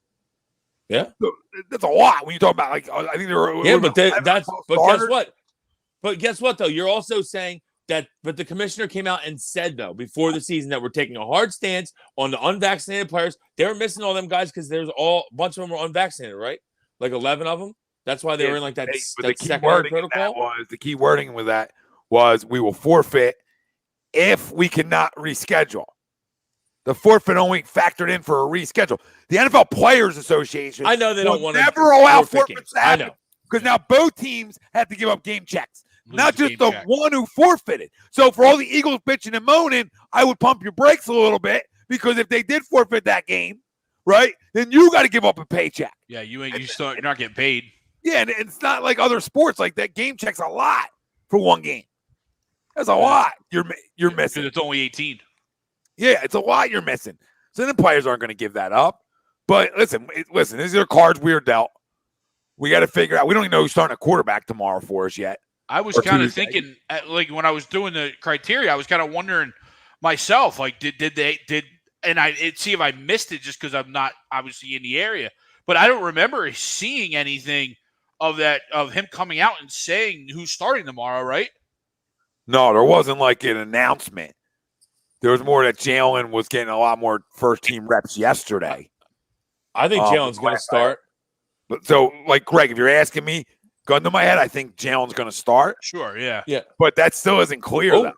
Oh. Right? Like, still isn't full. That still hasn't been, like, said to us. Right. You right there with me on that, Sweeps? Check, please. Check, please. Hello. But either way. Hello. I'm with you. Either way, let's try to figure out a way to win a football game tomorrow night because that's all. Absolutely, it's a huge game. And I'd rather be Washington with their guys. Honestly, like I would rather beat you with your guys. Now I'm missing guys now. Honestly, I love us tomorrow or Tuesday. Sorry, I love the Eagles. I don't love us as I really much do. without Dickerson because I think that We haven't rule. played in 20 days and we're at home. Come on, we should wipe the floor with this fucking team. Huh. Let's go. What we should now? I don't know about next week because we're on the short rest. That's going to be a bitch, I think. But Yeah, it's a Giants though. I love Tuesday though. I love us on Tuesday. At least it's a short week going against the Giants at home, right? I mean, it could be Yeah, worse. true. And the Could be Giants worse. stink out loud. Yeah, they're not. Even A though good we just football lost. Even though team. we, Yeah, just we lost to to them, but yeah, not a good football team. Out loud. they stink. They Out- stink. Fantastic. That's one of my favorite We might stink too, but finishing sentences out loud. Oh, it's great. I don't like the fact that I'm Fucking missing- Brad Ryer's fucking taking shots too. Shut the fuck up, Brad. Giants stink. Sir. Oh, I don't think it's going to be. man, guys are getting hit out there tonight. Stelios. I don't think it's going to be Minshew though. It's not going to be Mitch, but I'll tell you right now, though, guys. I don't know what your thoughts are on this, but to me, if I'm fine with Jalen starting, but if we go down 2 scores, I think you got to put Minshew in because he's a better passer. If you find yourself down double digits, I'd go to Minshew. Is Ravens missing 18 again today? Were they? I didn't know they were missing 18 because of COVID, Bill. Is that true? Ravens were missing a bunch today. I know that they were missing a bunch. So what's the number? I don't know if it was What's the 18. magic number, It was a Roger? bunch. 20? Is the magic number 20? Because I feel like the magic number is 20 for the NFL. Well, 20, we postponed. Because I feel like every team that was over 20 postponed, right? I guess. Moved. Rams, Browns, us. Well, not us, but Yep. Washington. Yep. So maybe that's his number. Maybe that's Roger's number. So we'll have to call him and ask him. Raj, what's your And number? I think Seattle still has a bunch of guys. Like the Rams are getting really healthy out of this too. The Rams are benefiting big time from this. Oh, yeah. Rams, Because- the whole yeah, team bounced they back. get in 2 days. But like back. Ramsey, Beckham, they're all getting off COVID list. And Henderson. Seattle has like 8 guys that are probably still going to be on. It's crazy. But we're overall healthy. And Arizona laid a fucking egg today. So the Rams are loving life right now. Yeah. Huge egg. As much as we want to king Don, I know Don's there. It's a great win for Detroit, but Arizona, wow. Well, on that last 4th down where he threw it in the end zone, Zach Ertz is a middle, right, wide open, middle of the field just for your 1st down. It's already ended. Game was already over at that point. But Man, I love Mike Evans. Pretty good. That's how you go up and catch a fucking ball. Mm-hmm. Pretty good. Listen, Jesus I like Christ, it dude. too. Get away I'm from a the little sun nervous. already, Bruce. I'm a little nervous, Will, What the because I fuck? wonder how we come out. Is Bruce living on the sun? He's like Fuck the is lady, going on, dude? like Dude, the it's red. Mary. It's red. lady It's like without Mary. It's like Hawaii Punch out there. It's like the Kool-Aid guy. I'm wondering if the 20 days off we actually come out and we're a little stagnant. Oh, I think we should be flying around, right? because you're Tommy, I have those same concerns, especially because again, something we talked about earlier this week. We don't know what Nick Sirianni coming out of a bye is, right? Every coach and they handle the bye differently, and we got so used to obviously Andy being just almost money out of the bye that we kind of expect everybody else to be that prepared coming out. We don't know what Nick is out of a bye yet. This is obviously his first time, and Yep. you're right, Tom. It's even more games or it's even more days that we've been off. So Yeah, guys fucking could have went to Aruba. You know what I yeah, mean? like Yeah, what like does that Aruba back. do? Yeah, Greg, you're right. We don't know what he is, and it's going to be interesting to find out, right? I mean, that's what we talk about these 4 games being so important to sort of know what we are moving forward, right? That's why, I want to beat Washington, and I'm fine with this, guys. I'm fine if we lose it this way. I want to beat Washington with the best possible roster they can field, right? I want to beat you like that because I need to know things, right? I don't want to go beat you with practice squad guys. It doesn't – listen, the win does something for me, obviously, because it's a win, right? But it doesn't – Yeah, I don't like No Dickerson because It him doesn't and tickle Milano you. have been No, I chewing- get you. Him and That is Milano have been honest. chewing That is shit up honest. over there. Like, yo, you're good. You're a tough football team. Like, to win a game that you're gonna have to win on Tuesday, you gotta be a tough football team now. You got to be tough. You got to be physical up front. And that's where Dickerson kills me. And that's where I was in roll job even with those guys come back. Not roll job, but I thought we were going to handle them. Like at least the first time around. Like I thought we were going to come out and be fresher and come double-digit win. Nothing crazy. Maybe like 10, 11, right? Maybe a late score. That's what I was feeling because I think we can, you win up front, and I think our front, I think our offensive line's so good that we're going to be able to control the clock. Their MO's running the football too, right? So both teams like to run the football. So I feel like, hey, we're going to be able to do this better than them. Now, no Dickerson's – oh, he missed it. Now, no Dickerson. He'll be cut tomorrow. Now, we love it. Now, no Dickerson. I'm not as – that's my kicker, though. Motherfucker, sucker. I don't know how I feel about the run game as a whole as much now. Like, it's still good, but it's not as good. You can't make that case. I mean, he's a road grader. Him and Moato over there fucking pancake guys together. So, like, I just can't overlook it. That's almost like losing your number one wide receiver, in my opinion.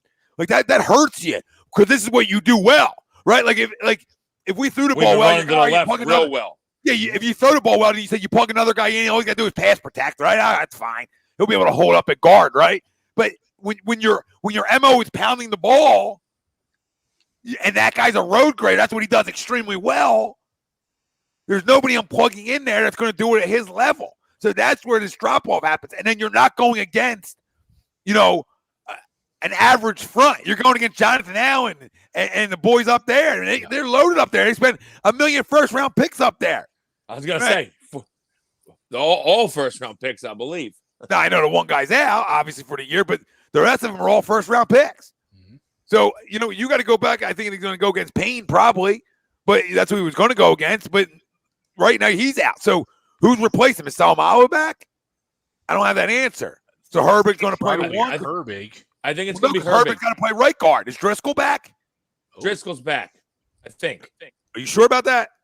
I'm not sure. Honestly, I'm not sure. I've been working 11 hours a day. I'm not sure. I'm not sure either. If Driscoll's back, I feel a little bit better about it because I'm not moving and shaking. I got to move this guy here and this guy here and this guy here. Now, granted, I had 45 days to do it, but now I don't because now I got to make a change. Well, no, you didn't. Yeah. I didn't play in fucking 3 weeks. He better be back. He should be back. I mean, I know it hasn't been 3 weeks, but it's almost been, right? I felt like I was lost there. I was like, I think like I missed something, like 15, 16 days. But by the time we do play, it's like 20 days, I think, right? Because then we play on Thursday night. 16 days. Now, we played the Jets on a Sunday, on December 5th. Yeah. So, God, this guy says 2 weeks today. It was 14 today. 16. So, I mean, still, 16 days. 16 days. We should roll this fucking team. Yeah, Driscoll's out for the year, just like I thought. So what's going on with Ike? Sayamalo. I don't know, Well, I think he was out for the year too. Is he out for the year too? Well, he's out for a minute. Yeah, it says IR. The backup to Dickerson is Sua Opeta. Oh my God. Just let you know. He's an Auburn kid, right? I think. It's my only fucking saving grace. Driscoll, and Salamua, and I feel like he was a teammate with Driscoll at Auburn, right? You're right. Kid? That's the only. What's his name? Ota? Yeah, I feel like he should be able to block. Sua Opeta.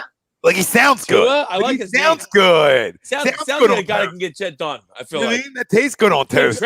Good trench guy. Sounds like a good trench guy. Be careful, don't switch that letter. Well, yeah, I mean, yeah, it looks like to your point right now. I just went to the winning game sweeps. Maybe Eagles, in spite of himself. Depth chart has Herbig as the right guard. They still have Dickerson, but Dickerson is Sua Opeta is your backup. And then the fourth guard would be Brent Toth. Jesus Christ. Oh, Brent Toth. Army. I don't know Toth. French toast. Army. And Brent Toth's in, we might be in trouble. Army. Well, he can run block because he came from Army. I think Sayamalu could come back, but he's still on IR, obviously, so he's not playing. Yeah, him, Driscoll. I don't think he's out for the year. I think Driscoll's out for the year, right? Driscoll's out for the year. Sayamalu not technically out for the year because you can come off of IR. Yeah, they've changed that now. Yes, you could designate people that are able to come back off of IR. Either way, he ain't playing Tuesday. He's not playing. You're right.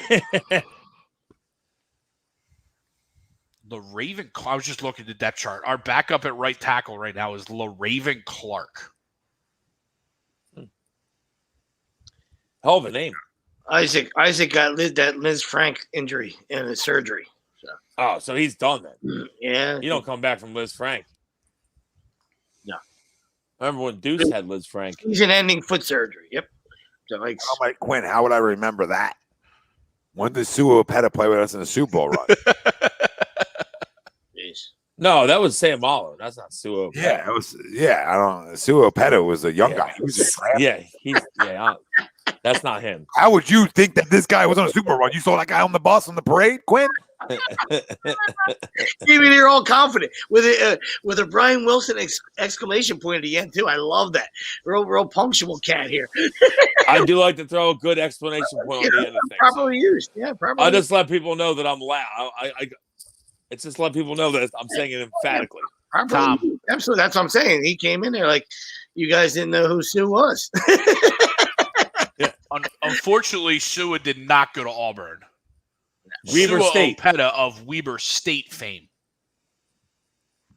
Gotcha. Undrafted free agent. Not as bad as saying that he was on one of the parade buses, but yeah. Weber State's He's definitely an undrafted free agent in 2019, so definitely not on the Super Bowl team. How did you miss him, Quinn? Also D2 school, Weber State. Yeah, I don't give a fuck. I just thought he was one of the Auburn guys. I know I felt like we went like 2 offensive linemen from Auburn. I think the other guy got cut. Yeah, I think his name was King something. And Prince, right? Yeah, Prince. King Dunlop. Prince. Prince was King the Prince. That's the other guy. Prince, yeah. Yeah, he was the guy. That's who I was thinking. King Dunlop was an Auburn guy, I think, though. King was too. Right. Yeah. Yes, he was. We're in the Auburn since we're in the Auburn and the 2017 Super Bowl run. You guys miss Randall Cunningham on the bus? You guys not know he played. That's fucking Suopeta me. I never been Suopeta before. I didn't even know Suopeta was on a roster. And the guy's like, you know, he played 2017? They got to be fucking all over the depth chart. If I knew Suopeta had meaningful fucking snaps in 2017, I'd be yelling at Suopeta start. Like I said, I'd be yelling right now. Why is Sue not starting? the best part of the information. Randall and Arkansas Fred, both were there. It was such a Sean Andrews wasn't on that bus. came in with a huge Sean Andrews. What a bum. Couldn't wait to get on the podcast and try to make everybody look like assholes. Oh man, you guys don't remember Sua? Nah, Quinn, we're just having fun. Don't worry about it. We all fuck up. No. Yeah, we're just fucking with you. I'm just gonna keep running with it as long as I can, Quinn. Yeah. No, I mean, you'll catch me fuck up something soon, I'm sure. Yeah, just come right out of the back. I mean, you made me freeze here. I'm like, fuck, did I miss Sua Penn on the fucking parade route? Oh, I knew he wasn't on it. I knew he meant Vitae, right? I didn't know what he fucking or Sayamalo. Vitae or Sayamalo. I was like, God where's damn Vitae now? I think Vitae's in Detroit. Detroit. Right? Yeah. No, Vitae's with Don Don. He's celebrating a big win today. I wouldn't mind Vitae. Vitae was a good backup. But we wouldn't need him now. Need a fucking guard. J-Jaw guard.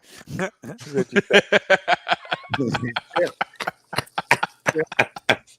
a little Eligible guard. He does block a little bit out there. Yeah, he's J-Jaw. He's tougher than Rager, so fuck it. Oh, he might be better than doesn't Rager. take much to be tougher than that guy. What military? His dad will keep telling you how good he is, though. Shut the fuck up. Ew, who are all these players?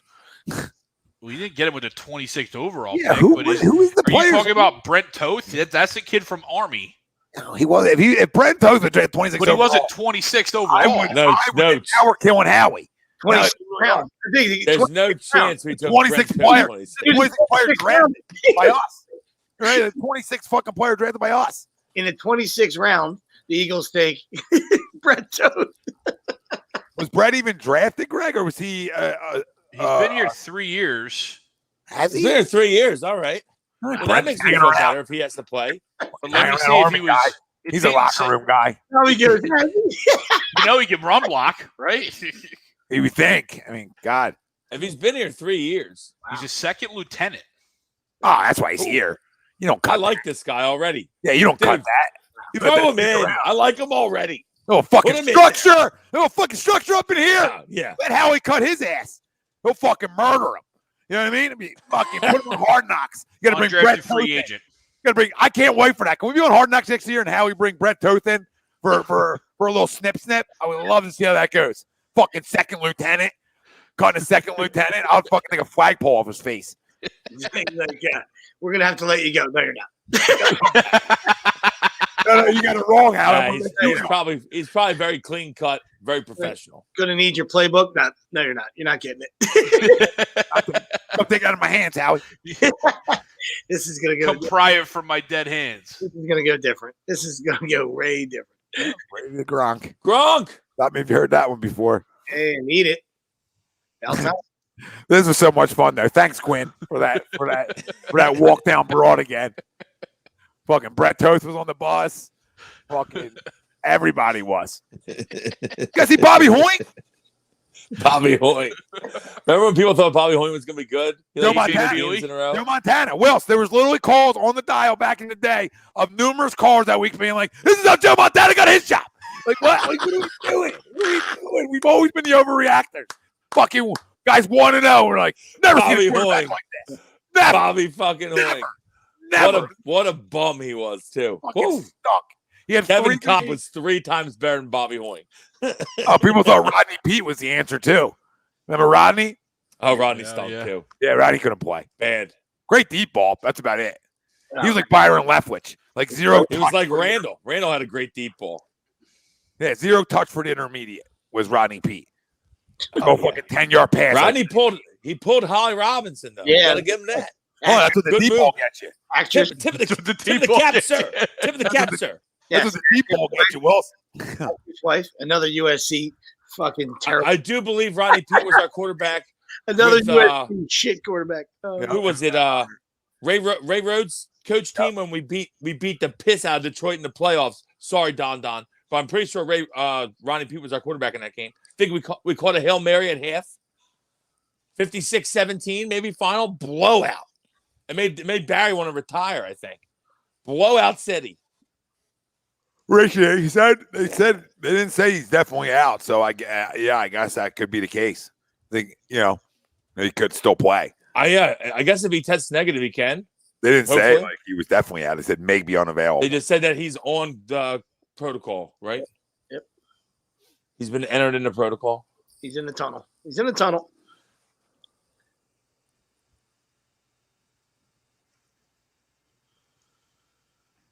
What's Bill saying?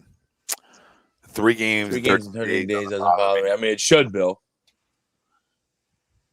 When you're a Thursday night game, you play 3 in 15 days. Come off a bye and no traveling. But that being said, they should have had to play with who they had today. Yeah, you're not wrong, Bill. I agree with you. Yep. I mean, if you're going to do it the way I don't care, but when you take the hard stance before the season, and then it comes to it, and you're like, nah. We're just going. Well, again, I got the beachfront Idaho waiting for you. Just $100. Just Venmo it over right now. If you actually believed any of that before the season, like any word out of Roger Goodell's mouth about forfeits. Yeah, he's a fucking liar. I know. Well, I mean, I didn't. He's not liar or not. I'm not an idiot. So you say that, and I don't even look at it. Like I don't even look at or acknowledge that you just said that because there's no. Well, what it was trying to force guys to get the vaccinations. What it was. Forget what it emphasizes. I'm not having this conversation tonight on here. I'm having a conversation. Right. I'm having a conversation tonight on here that they were never going to forfeit shit. They'll fucking play in May before they forfeit anything. They'll fucking play in May because they just won't. They're not going to give up money. Now, what they could do, Wells, and guys, what they literally could do is you could see capacity start getting dropped. Absolutely. That could absolutely happen. Right? But that's as far as they're going. They're not fucking canceling football games. They're just not. It's just not going to happen. It's not. Not again. They like listen. Other sports could pause. I don't know. I don't have a crystal ball. But the NFL ain't doing shit. The NFL will do what they did last year, right? Like they'll looks okay, by the way. Move and shake games, right? They did it last year. Tuesday you're playing Monday. I just don't like it because I can't. Well, that's what Tommy. You said in a video earlier, right? Like to combat what they're doing. why don't you already moved the game, right? So you already popped that cherry this year of moving games. So now why don't you just continue that, right? So all right, we play Tuesday, and then we'll split you in the middle. You play Monday next week, get that extra day, so it's still Monday short. again. And then you come back and play Monday again, like just to get back on schedule. I think is the most reasonable thought out of all this. Oh, absolutely, buddy, and that's why you can't watch, on Sundays when there's say 6 fucking 1 o'clock games. You can't watch them all anyway. So why couldn't there be 4 Monday night games? Who the fuck cares? Yeah. I mean, who cares? You know what I mean? This is Marcus Thomas. You're going to find Marcus. Oh, and how about they playing both Tuesday night games at 7 o'clock? You missed an opportunity there. Why is the West Coast game not at 10? Yep. Yeah, that's stupid. But that's stupid. That's the schedule. People are always idiots, right? They're the schedulers, to me, always can't get out of their own way.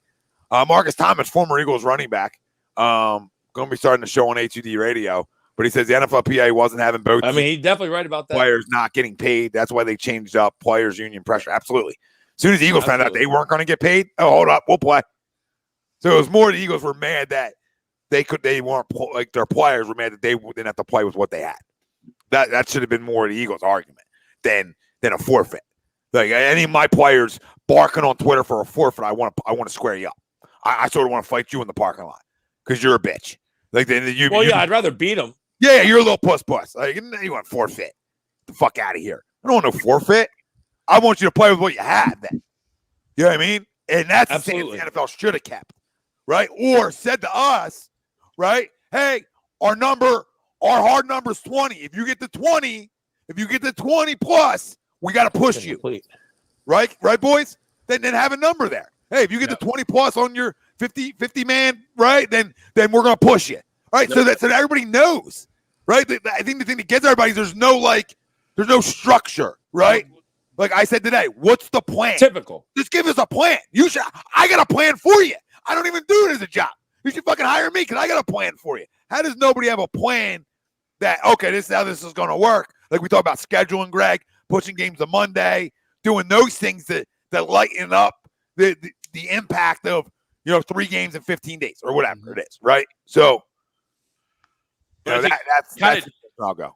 Kind of to that point, though, I think you give any one of these franchises a number, they're going to get 13? there, right? You know what I mean?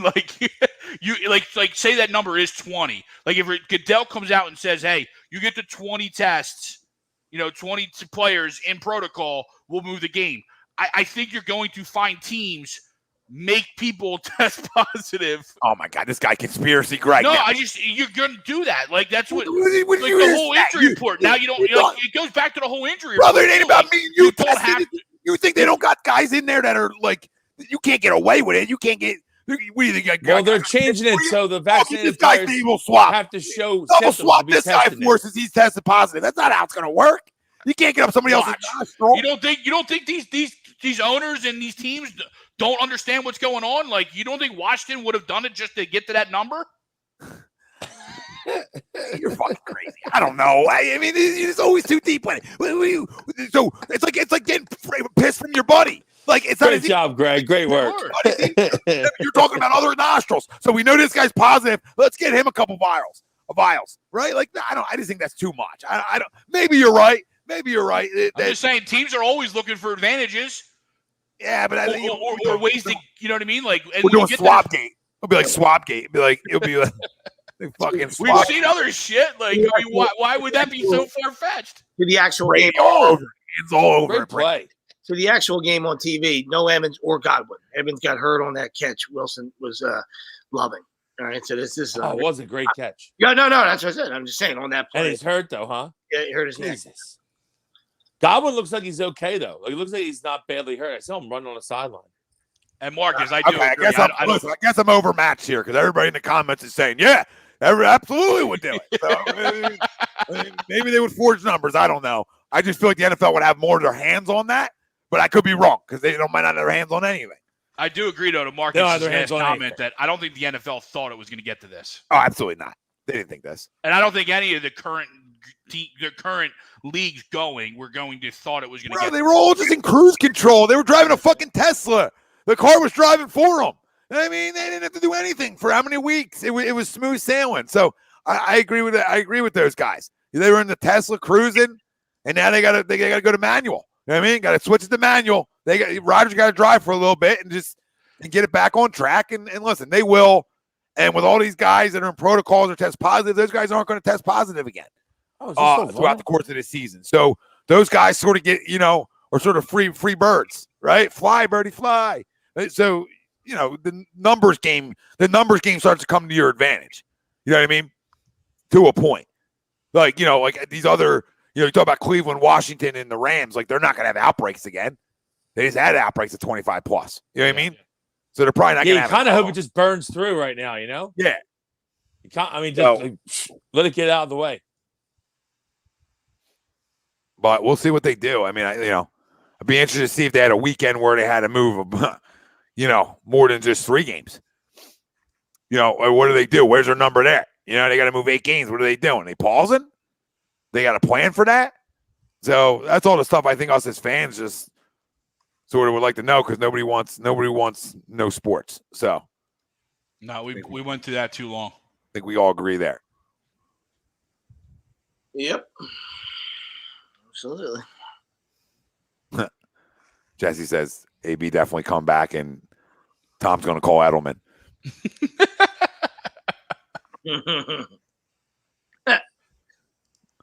Edelman would be like Jules. Kyrie. It'd be like Kyrie and go right into protocol. I'm sure he's in great shape too. See, AB, that's too much to do. Like, they can't just move it all. Like, it's too much scheduling. There's too much other things that go involved in that. To just Especially move it right now. playoffs. Like, they would have to pause it and come up with a whole new schedule. Like, it's just not that easy when you talk about hotel rooms and travel and everything else that goes into it. Forget the football field. It's not just showing up and playing like you do with your boys. You know what I mean?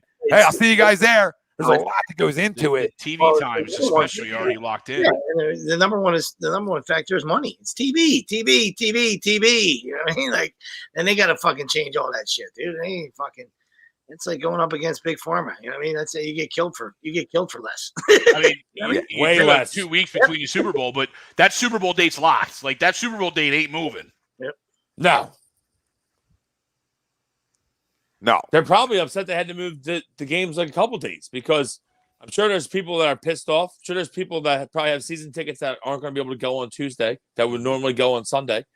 I'm sure there's going to be upset people. Yeah, I mean, 7 o'clock. Yeah, Greg's right. That's why they give you that. That's not what I mean. I'm sure they never thought of this. You know what I mean? But one of the reasons why they give you that 2-week window before, leading up to the Super Bowl. You know what I mean? Just in case something happened in the city, like wherever you were playing, if there's a structural damage or something. You know what I mean? Something that's not this. Or, you know what I mean? Where they can give you, the whole hoopla leading up to it. You know what I mean? The whole media day and all the the extravagant that is leading up to the actual game. You know what I mean? Where they give you, like, if something were to happen, they give you, they built that extra weekend. Where they don't have to move it, like he said. Which they never would. Marcus, I agree. He was scrambling for a solution, and the logistics and money for moving the playoff schedule is too expensive. We all agree there. Dawson, that's funny. Yeah, the MLB's thankful they're not playing right now, because they would mess themselves up. I'm sure they would trip over their feet a bunch here. No. Let's get into some predictions, though, boys. Right? Offense, defensive player of the game, score prediction, a chance for the family out there to win some money. From us to you if you nail it. So you got to hit the score prediction and the tiebreakers, offensive, defensive player of the game. It's brought to you by FanUp, and FanUp is the best way to enjoy fantasy sports, daily NFL contests, and more. Win great prizes. Sign up today. Use that promo code A2D for 5,000 bonus points. That's a $50 value. Right on the Apple Store. FanUp is what they're called. The best daily fantasy sports is what they do. I just made that up for them. So if they want to take that, you might have to send more money. They text me today to let me know some games are canceled. I had to adjust my lineup, so they're all. DraftKings don't do that shit. No, DraftKings don't do that. They ain't texting you. They ain't alerting you. FanUp said, "Yo, bunch of games got canceled. Go check your lineups. Make sure these guys aren't in there." So go download the app, fam. Use the promo code and get yourself 5,000 bonus points. It's a no-brainer. Flyers play at the same time. Yes. And at least nobody goes to those games. So Yeah, they do. It's exact same time. Yeah, it is going to be a disaster. I'm sure it's going to be a disaster getting over there. yeah, you're gonna pay me to go over. Yeah, no chance. I'll be at work anyway. Fucking assholes. That's the only reason I'm mad, honestly. I'm going to have to listen to the fucking game. I agree. Which ain't terrible, but Yeah. I'd rather watch it. I'm a 9:30 burger myself, brother. I feel you. We don't know who's starting a quarterback. We assume it's Jalen Hurts. Yeah, I think it's going to be Jalen. So where are we at? Give me 27-21 Eagles, which is not a cover right now. I think I saw it at 6.5. 27-21 Eagles. I love that score. Kind of mad you took it. Give me Devontae Smith, offensive player of the game. Still And- 6.5. You're right. And defensive player of the game. Give me TJ Edwards. Oh, You got to play the run well. Sun's getting some love. You got to play the run well on Tuesday. Keep feeling I'm going to say Sunday. I mean, you got to stop the run. So I need my linebackers to be a big part of stopping the run on Tuesday. It was 27-21. I just don't. Marcus says 27-20. I love that. I just don't trust our defense enough. I mean, I think their offense is still good. I mean, Heineke's going to play, it looks like. But Corn's playing. Antonio Gibson's playing. So, I think they're going to score some points. I think. But it's the NFL. You really have no idea until kickoff happens what teams do, right? It's crazy. But I think this is a dogfight, right? I think, on Sunday, I don't think it was much of a dogfight if they played today. I think they beat them by double digits. I also think we win by double digits. I know I said earlier we're going to win by double digits, but now I don't feel that because I think Jalen's starting. And I don't like our offense as much, especially no Landon Dickerson too. So I factor that into it. If Minshew was starting, He I have could us by play double still, right? digits. Correct. So let me rephrase myself. If Minshew was starting, I would have us by double digits. With Jalen, I think we get a win. I just don't think we win by double digits. 28-20. Birds. Start the game. Jalen Hurts. Defensive. Fletcher Cox. Forced fumble. Sack. Okay. Is that it? Yeah. Yeah, or I'll go. You ready? Yeah, 23-20. 23-20 Birds. Big play Slay again. Fucking pick six. Ooh, pick six. Pick six. And Goddard again. Goddard continues his little role from a couple weeks ago, and he goes for his 8 or 9 catches for for 80 and a touchdown. If Jalen Hurts plays, I have us losing 24-20. If Gardner plays, I have us winning 27-12. I wanted to go 17, but I know somebody already picked 17. So I love the 12. 27-12. He's so you think you lose. I mean, he's driving the Minshew Mania bus. Yeah, that's he for sure. lose with the one guy. You know that. Win with the other. I know.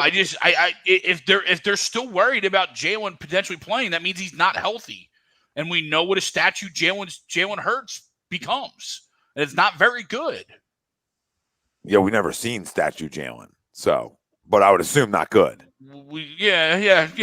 I mean, you're right, but we know enough of him being able to lack of throw in the pocket to know what statue Jalen Hurts is. Yeah, I can assume what it is for sure.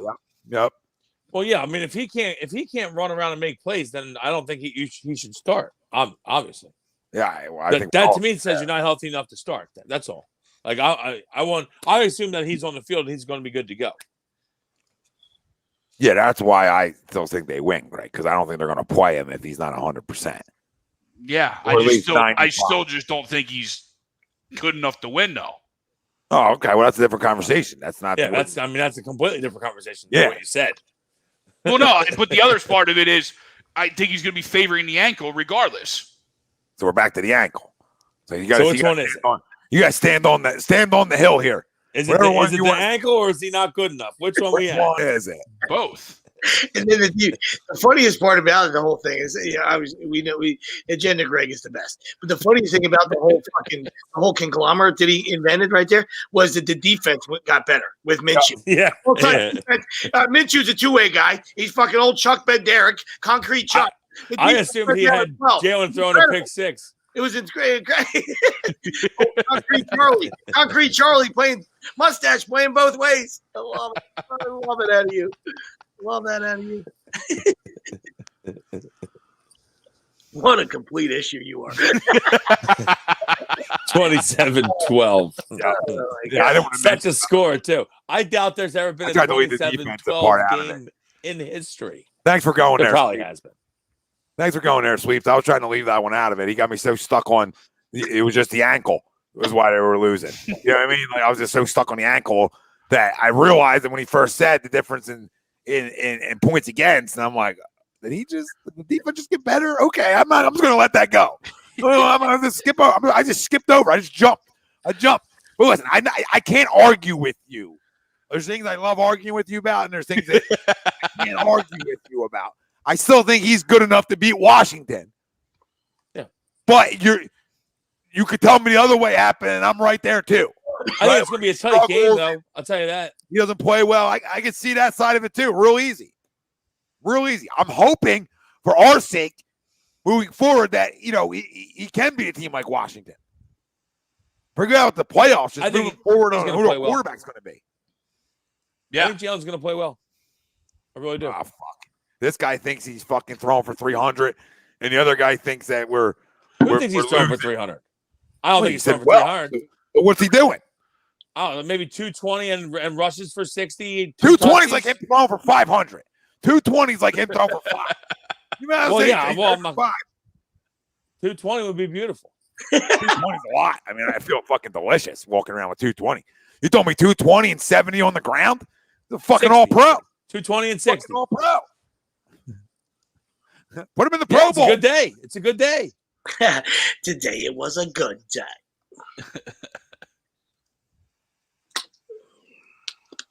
Great song. So Greg's the only one that has us losing in any fashion, which is phenomenal. Which if I could do a lock of the week right now, I would. And say if Jalen Hurts wins, the Eagles. If Jalen Hurts plays, the Eagles win by 20. Now that's where I'm feeling now. Now I think the guy comes out and he's fucking young McNabb. Like, who's this guy running around making fucking throws? I feel like he spins it. Who's the guy McNabb shook? Who's the old man McNabb shook? Mark Carrier? It might have been Mark Carrier. Now I feel like he spins it, Greg. Fucking Christ. It's going to be a long Wednesday night. Long Wednesday night. Not for you, for all of us. For all of us. Even though I love Eagles wins. But if he comes out and throws for listen, I hope he comes out and throws well. I got no problem with it. I think he's going to come and play really well. I really do. I got no problem with a little egg on my face when it comes to my teams. Just because I don't think he's a franchise quarterback doesn't mean I don't want him to be one. This is how a controversy starts. This is how a QB controversy comes into existence. Is that Jalen comes out and plays real well, and everyone says, "Okay, what are we doing?" Then you get people on one side and you get people on the other side. Or if he plays bad, it's even worse. And then if he plays bad, then the Minshew talk gets louder and louder. Yeah, it's bigger and bigger. And to your point earlier, Wells, like when you said you're down 2 touchdowns, do you really think Sirianni's I would go to Minshew. No, I know you would. Personally, if I was Sirianni, I would go to Minshew. I don't think he's got the balls to do it. Listen, Greg, because if he comes back and wins that game, you got your fucking answer, honey. I agree I'm not honeying you. I'm honeying the people. No, I hear you. Right? But I don't think he's got the balls to do it in game. Well, then you should. Friday night game. It's the biggest game of the year, Greg. Hold on. I got to pump everybody's brakes. If you can't sit down Jalen fucking Hurts in a football game, you have no right being a head football coach. Yeah, you're head coach. You run the show. You ain't sitting down Mahomes. What are we talking about? You ain't sitting down Dak or Mahomes or a young guy that's getting paid a lot of money. You're sitting down a second-round pick. You're preaching to the choir. I just think he's going to honor his mandate more than he is going to to worry about pulling him and hurting his feelings. Oh, first off, I'm a fuck your feelings kind of guy here in the biggest game of the fucking year. You do what you have to do to win this game. I don't care who's playing. Yeah. Do what you got to do to win this game. I told you, Jalen's used to this, Greg. I told you this the other day. He's used to it. I'm not telling you the guy needs to be benched all the time. I'm just telling you if there's a guy who can handle it, it's him. Right or wrong, right? Like, I don't know. Absolutely. I agree with you with their relationship, but if the guy that you're in this relationship with and it takes two to tango is struggling, that hurts you. That's your job on the line at some point. So, like, I don't think they stand still. It just depends. Right? I hope they don't. Like, I'm with you all. Like, that would be the scenario where, like, all right, listen, we gave you the chance to come back.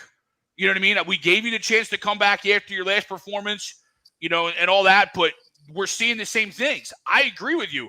Pull them and let's go. Let's go win a football game. I just don't know that it happens. And case in point, because we see it at other positions. This guy's still on the field, to Marcus's point. This guy's still on the field. Listen, I'm right with you. I'm done with Jalen Reagor. As a guy, he seems to get himself open. Not that he's making the catches. But we understand. Like, listen, the guys. The guys upstairs hired him to be a puppet. We get that. You know what I mean? But at some point, you gotta look yourself in the mirror. You gotta look your team in the mirror. You're 6-7. This is a weak NFC that we've talked about. It's the biggest game of the year. This is a bad NFC. The bottom of the NFC is terrible. So it's wide open. Doesn't mean that they're going to win the Super Bowl. Doesn't make noise. I know people don't want to make the playoffs. Oh, that's great. Why not? Right? You should play to win. Who doesn't want to make the playoffs? Who are these people? Bill. Oh my God. Of course it's fucking Bill. Bill, no offense, Bill. I love you, Bill. But come on. What are you talking about, Bill? We're a young team. You want to make the playoffs. You want to grow. Whoever doesn't want to make the playoffs, stop watching fucking sports. Christ. Doesn't want to make the playoffs. We want a better draft pick. I hate nerds that always want a better draft pick. I want to give a better draft pick. No, you're right. This is the biggest game. I mean, this is 6-17. Biggest game of the year. At home, you have to win this game. Vikings skin. If you want to make the playoffs, you have to win this game. And this game's got a huge impact right here. I mean, it's, the whole half left here. I'm just saying, but another 6-7 team that you obviously beat. Yeah. Tampa, thanks a lot. I mean, so for all your guys getting hurt. This is great. Even though I do have Fournette in fantasy playoffs right now, and I'd love him to just get fed the rock here in the second half. Yeah, if Tampa doesn't win this game, I'll be shocked. So back to the rant was not the rant was I was saying you got to as a head coach, man, you got that's how you command a locker room, no matter what age you are, you got one guys to respect you, man. Like you play to win the games, you know what I mean? Now obviously some people are going to say a little Herm Edwards quote there, but even if it's divided, if you do it at the right time, then you don't have a divided locker room, because in the locker room, those guys, even they might be on one side, it might be, pro Jalen and pro Minshew. The bottom line at the end of the day is if you're winning games, right, then the guys go, then guys will, respect you and say, hey, listen, I had to make that move. Doesn't mean that it doesn't mean that we're going back to him next week, even though, we would say, hey, that's what you should do. But, you don't have to completely pull the job away from him. You can give him the start, in the next week, you know what I mean? But in game, making decisions in game, like guys struggling. Hey, the ankle looks a little sore. He can't, he's not able to use his legs. He can't, he's not making any plays. Like, we got to make a move here. And if you don't, you're an idiot. I love the way that the Saints play Tampa. I mean, it's easier to do now, with Evans and Godwin out, because you're not afraid of anybody outside. But they just stack the box. They go after Tom. I love it. Yeah, well, they also have the corners in the secondary to be able to play one-on-one. Yeah, but I mean, that's how you got to do it, though. That's how you've always beaten Tom. You got to hit him.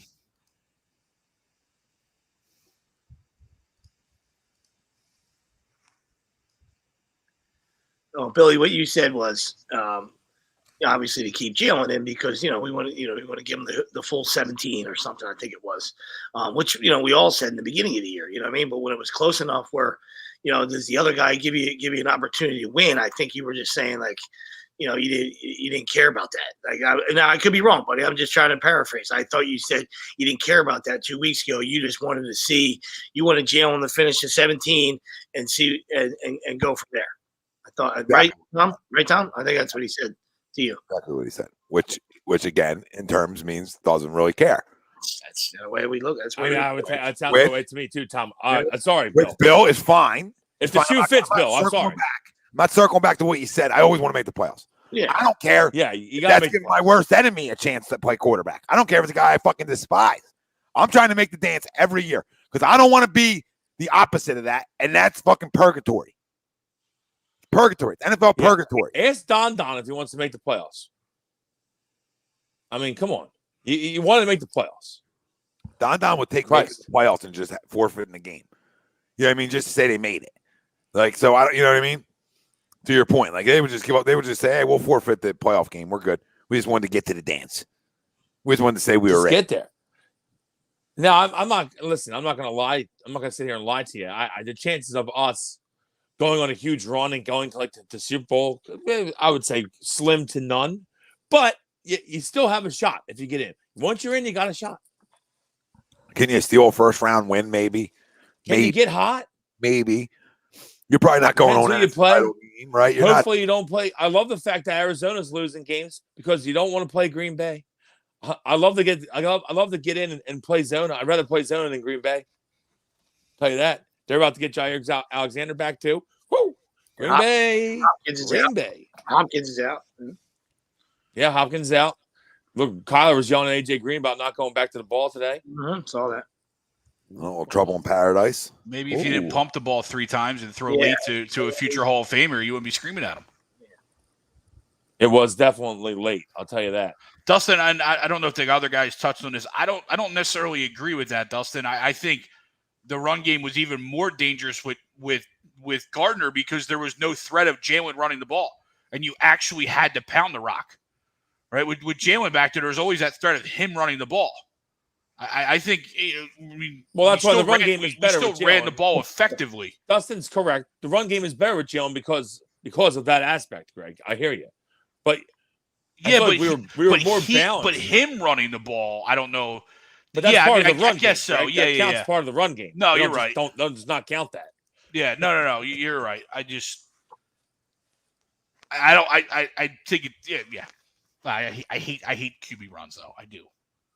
Because you're not supposed to do that. You're supposed to throw the ball. No, I understand what Greg's saying. I mean, you do whatever you got to do. You're more dangerous with a play action, right? You're more dangerous when you got a guy who can spin it a little bit. We're not even saying a lot of it, right? I mean, listen, everything's definitely a better passer. I mean, that's just fact right now, for sure.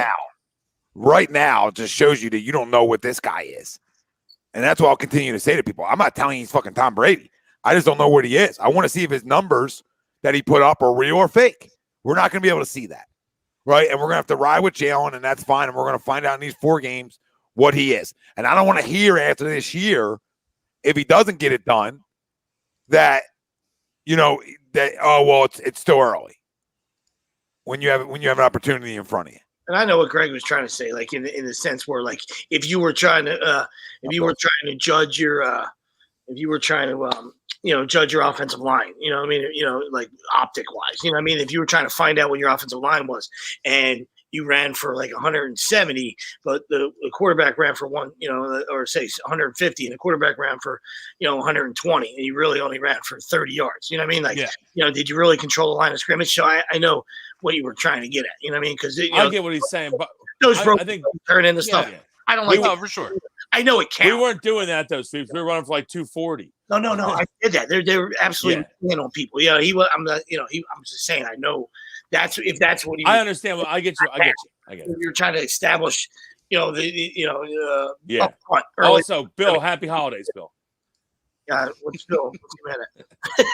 Very good. Us saying what he was saying and then disagreeing.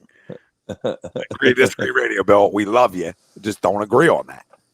We'll never agree on just saying, well, we got to find out something. But we asked him to rebut. I asked him, he can fix it. All I said was, isn't that what you said? Right? I mean, we pulled tape from 2 weeks ago. I think it's something, along that line. If we're wrong, hey, we're wrong. Pull tape.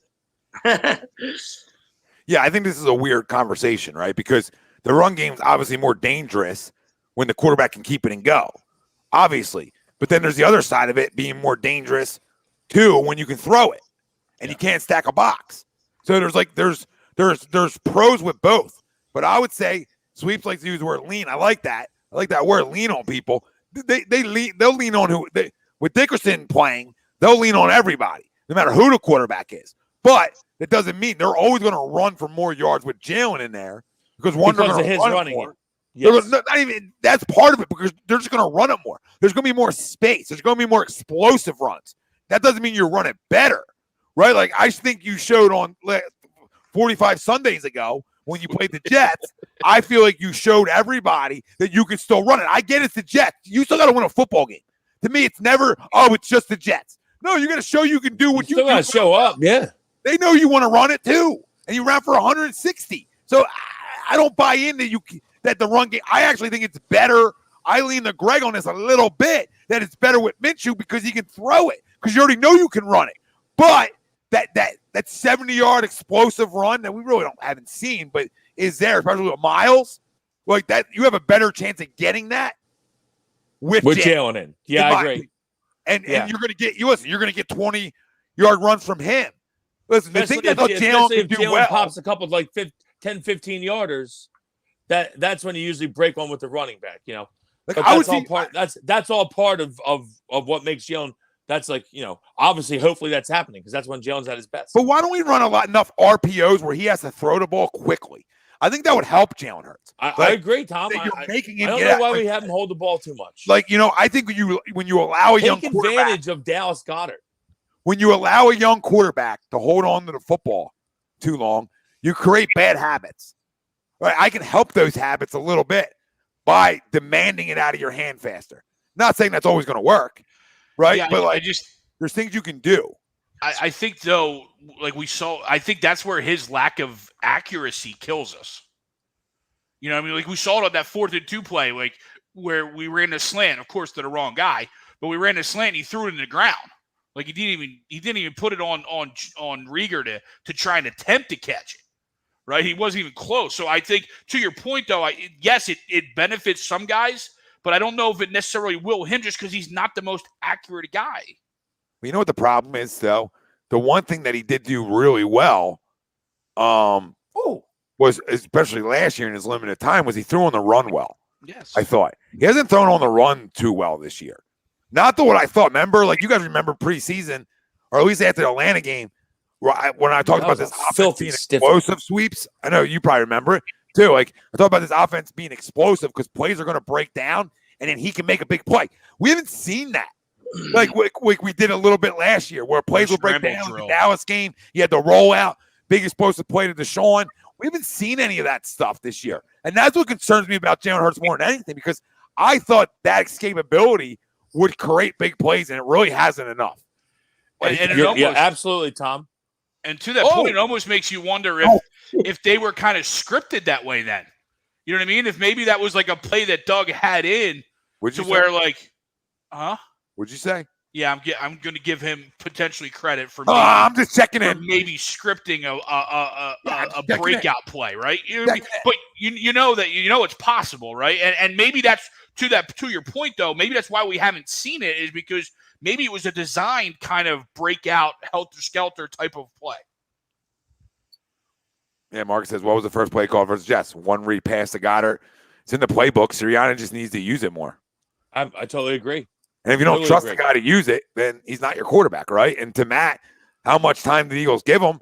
Listen, I think depending on the season goes, they definitely give him next year. The rest of the year. I think next year. Yeah, maybe next year. I can see it because I can see them trading one of their first for a first of a year down the road, right? I can see them doing that stuff.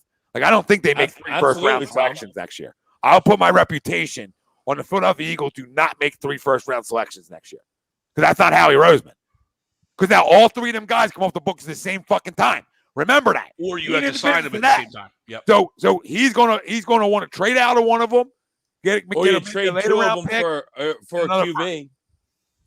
Could trade one for a QB. Two for a QB. Fuck two. Fuck two. No, but you're right. The one next year. At minimum, he's trading it to get future value. You know, to get another next year or 2 years. You know, maybe he flips one into two, right? Somehow. You know, just because he's pushing it down the line.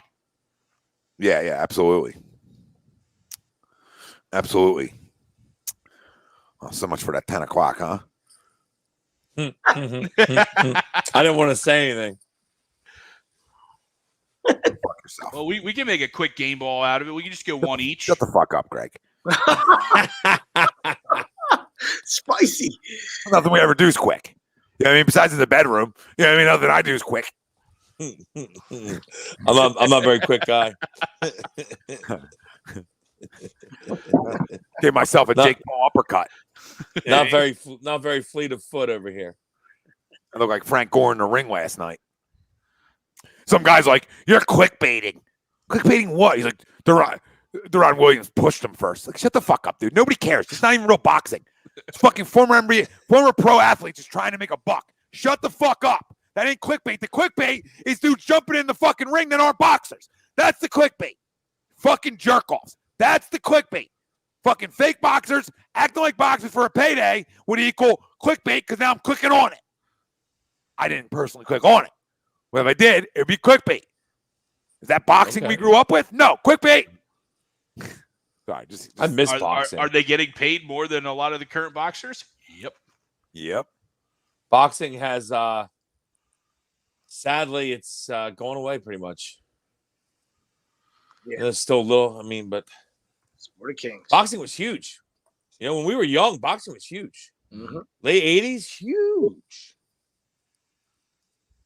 It's fucking, UFC, MMA. Greg's one of them guys. He probably jerked off to that fucking MMA shit. I didn't watch the MMA last night. I watched the boxing. Wow. Jake Paul dropped Woodley, I heard, huh? Yeah, I don't know how true it was. No, I'm sure it's pretty true. You don't want to get fucking. No. He definitely knocked him out, and he definitely, it was one of those scary KOs too. Like just body goes flat. It looked bad. Like that's what I'm saying. I don't know why you're like, I don't know how true that is because I just don't Woodley, know that's true an the embarrassing actual look. You don't want that to happen to you. How true? You think Woodley let that happen? Yeah.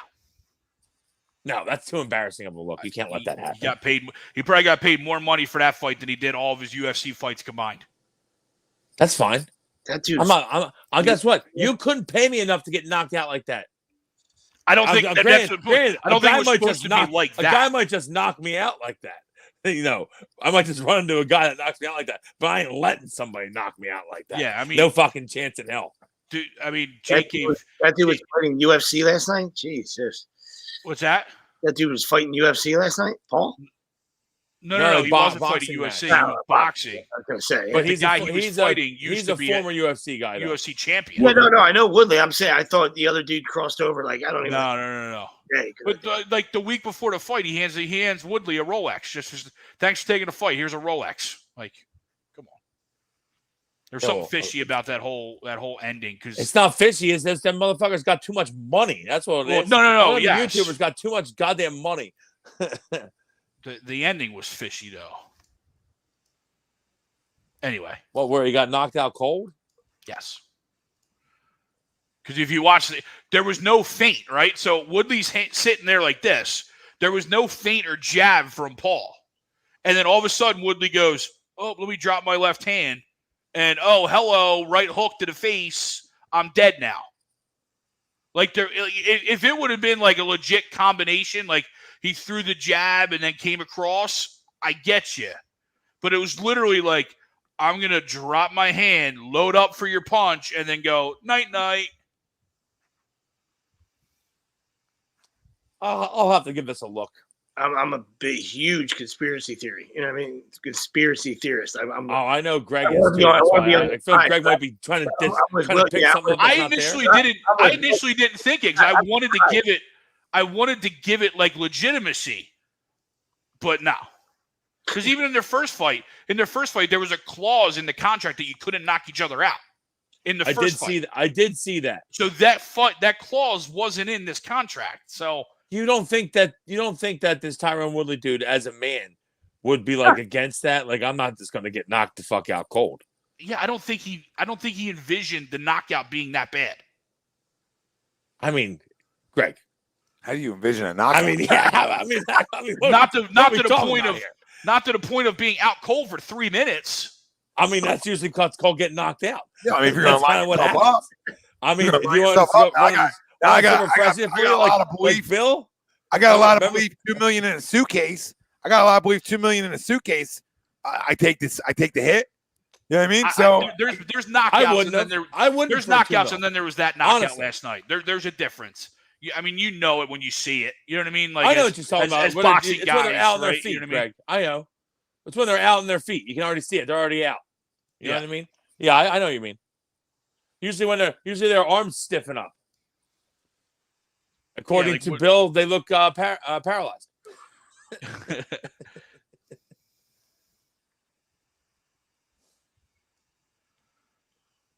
Definitely interesting. Both of them made a butt ton of money last night. Yep. Oh, you're absolutely right. Middleweights or featherweights, whatever. Marcus. Yep, for sure. It was awesome. Well, sometimes get Marvelous caught. Marvin and what's that one fight? Him and shit. Smoked too much weed. Can't remember shit. Mr. Wing said he never agrees with you, Greg, but this is a YouTuber. Definitely sketchy to begin with. Yeah. I mean, that is true, though. I will give you that. I think that most of those YouTube shit is all definitely sketchy. Yeah. Definitely set up. Like, all those videos they make are set up. I think Bruce is getting redder. Fournette's out too. I mean, this is unbelievable. Tom, can we throw a touchdown pass, perhaps? Yeah, it looks like Fournette's out too. Jeez. No, he's not, is he? That's what it said. It just had it in the top left. It said top 3 pass catchers are all out. Oh my God. Dude, I might lose in fantasy. I thought I was going to cruise to a win. This is bad. This is not good. I got 40 from Mahomes 39 from Mahomes on Thursday. I thought I was going to cruise. This is not good. I have Suck Up. He obviously doesn't have a point. 3 game. They're not kicking it. Be too far? Yeah, it's far. Sorry. That's a hike. 52. Right? Yeah, not too bad. I mean, this NFL, you better be able to make that. And an airmail. Wow. What a terrible play call. 4th and 1. What are we doing, Tom? Tom. What are we doing? Wow. Wonder what that See money you at the club, Tom. What's that? What's that New England? I mean, New England. What's that Tampa money line looking like right now? They switched to plus yet? I don't know. As soon as this game's over, I'm going to find out. As soon as this show's over, I'm going to find out. I'm going to find out right now for you. You don't got to worry about it. Fumble and game balls, boys. I'm going to give a game ball to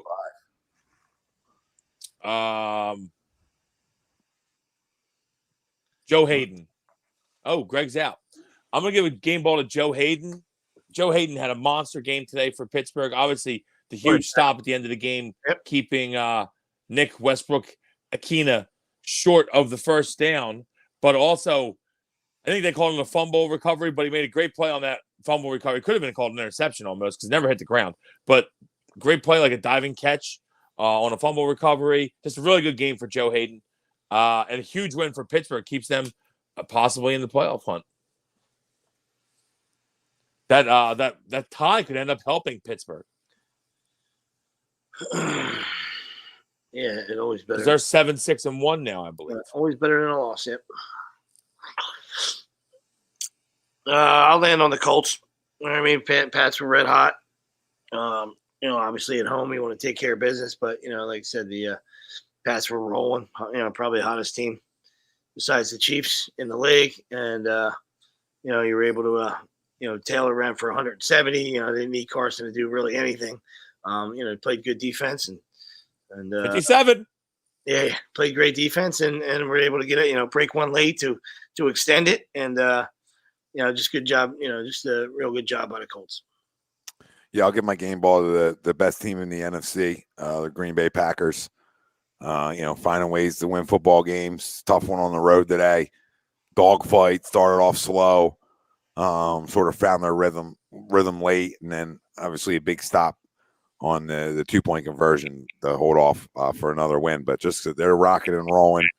Rodgers is delicious, and they're 11. They're about to get possibly their best defensive player back too. Which Jair Alexander? Yeah, he's about to be back. Yeah, so they're only going to go up from here.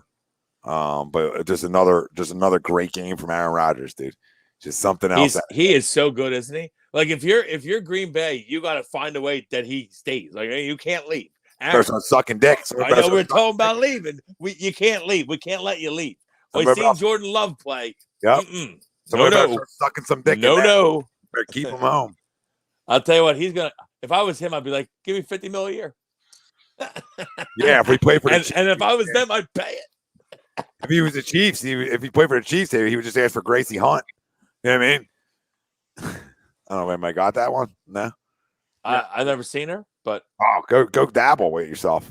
Go enjoy yourself. Oh, he's with an actor. I'll check her out. Woodley's an actor. I mean, I'm assuming from the last name.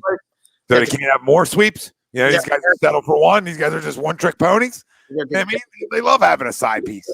I got you. He's asking for ownership. It's the owner's fucking granddaughter. Yeah, that's what I figured. It's the owner's granddaughter, Gracie Hunt. Yeah, I'm surprised Figured she was related to Lamar. I feel like Mahomes had at least have a stop by in there. I mean, just a visit, maybe a window shop. You a window shopper? But no, Wells, I agree with you. They got to do everything in their power to keep him. Yeah, you have to. I think they will. I think they will, especially the type of season they're having. He looks like he's having. He looked like he was having fun after the game today. Yeah, a ton of fun. Hey, when you can spin it like that, like we talked about last week, that spinner of the football we've been around. He's just so filthy. Him and Marino. And Devontae's awesome. Devontae's open a lot. Yeah, he's not covered often. Not covered often. But it's those other guys like Valdez. I like Valdez-Scantling, and I love me some A.J. Dillon. Guy's like a parrot. Guy's like a parrot down there. You know what I mean? I feel like I'm above a parrot. That's a flat-out drop right there. Great job out of you, Wills. I feel like I'm right below a parrot or above a parrot. What do I keep talking? Is that what you're saying? No, like I was about to say Valdez-Scantling. You said it, and then right before that, I said right with you. Yeah, I was about to say, and you said it, and I was like, okay, parakeet, love it. Wow. And everyone knows Aaron Jones is a good player. All right, Stelliers, I don't play that game. I don't play that game. They didn't have a Lamar, right? It doesn't matter. You got to win games. Tyler Huntley played pretty damn well. Yeah, you got to win games in this league. I mean, Tyler Huntley played pretty damn well. Giving them game balls until they fucking lose. They're 11-3. They're number one seed in the NFC. I mean, I got to put some respect on. Baltimore's a tough place to play. They got tough defense. They got a great head coach, right? They're tough, and I got no problem with them going for two there. I got no problem with it. And everybody out there, I like Aaron Rodgers after the game said I like John going for two there. He's like, I'm just happy we got the stop. 2 weeks in a row, we tried to win a football game. I can't be mad at that. Oh, Ronald Jones. I mean, you do have the best kicker in football. So, I mean, Party and it says you may want to just kick that next time. Play for OT, but I didn't get an OT with 42 seconds left because he's going down the field. You can book that. Yeah. So you got to try to play for the win there. And both play calls, you had a guy open. Last week and then this week, you had Marquise Brown running wide open in the back of the end zone. On that roll outside. Listen, I love the call. I love it because that's we're aggressive monsters. I just don't like the play call. Two things. I don't like the play call, but I also what Tommy just said. That's why I'm the opposite of that. Though, all right. As much as I want to go for the kill shot, there's 42 seconds left. Even if you get it, you still got to stop Rodgers. I like going for the win inside of 10 seconds. That's me. That's the way I go. I mean, that's the way I roll. All right. And I always want to go for the win, right? But if you got a Hall of Famer over there, if you're playing against Baker or some other tomato can, and that's fine. Go ahead. You 42 seconds, they got no chance. You're playing against Rodgers, Brady, 42 seconds, eternity. Eternity. So even if you had gotten that, you could lose that game 34-32, and you're like, what the fuck just happened? And I think it's just the risk doesn't equal the reward there with that much time left. When you're playing against a legendary guy. So I like that, Sweeps. Agreed. Yeah, I mean, I like them going for it, but I also like what you just said right there. Because I do think that Rodgers would have had a shot to get them in. So I think they had one timeout still. Yeah. Absolutely. So they would have had a shot to get into field goal range. I'll put the Cardinals on a fumble, obviously. Oh shit! Boy, that got really hurt. God damn it, dude! What is happening? And of course, Ronald broke one. Yeah, no, absolutely, Tom. I hear you. Yeah.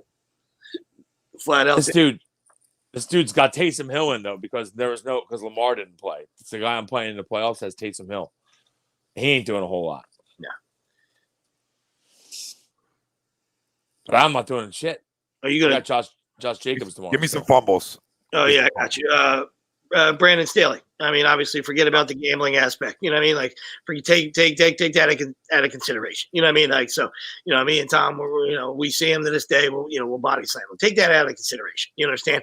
This isn't your fucking daddy's Chiefs this year. You understand? Chiefs playing great, right? Playing better on defense, right? Running the ball, people taking away cover two, taking away the deep ball, all that good stuff. You know what I mean? This isn't your daddy's Chiefs, right? So it's not like, and I hate field goals. I hate them. You can't leave fucking 9 points on the board. That's how you get in overtime. That's a must win for you. You control, that game, that's a winnable. You had that game won, right? And you let them fucking hang around, and then you see, the 400-yard explosion, Tyreek Hill, a monster game, Travis Kelce because you can't make a tackle, right? But it shouldn't even come down to that, right? You got to take the points when you're inside the fucking 10. This isn't like you're going for it inside the 2. And I know that's been his whole MO since he's been since he got hired as a head coach. He's a riverboat gambler. I get it. You know what I mean? And I can respect that, right? Oh. There's times, Gronk, get your head. Gronk wasn't ready for the ball. Drop the dime in there. You got Gronk wasn't ready for it. You got to take the points there. You know what I mean? You just can't come up empty as much as you want to score touchdowns. And like I said, when you're playing against a great offense and, they might not be the offense that they were in the last 2 seasons. All right. I understand you want to keep up with them, but one of the ways to keep up with them is to actually score. You can't come up empty. And that's points are fun. You want touchdowns, all right, but you can't come up empty. And that's what you're doing when you're not taking the points 3 times. Yep. Couldn't agree more. Points are your friends, right? So, points are your friends in those situations, so act like it. Yeah. Right. Speaking of points to your friends, let's kick a field goal here if we have to. Tampa. We need a little couple points out of suck up. Yeah, only third quarter. Yeah, absolutely. All right. Anybody got any more fumbles? I mean, Arizona's a fumble. Yeah, I already said that one. I mean, okay. Another fumble. Let's go.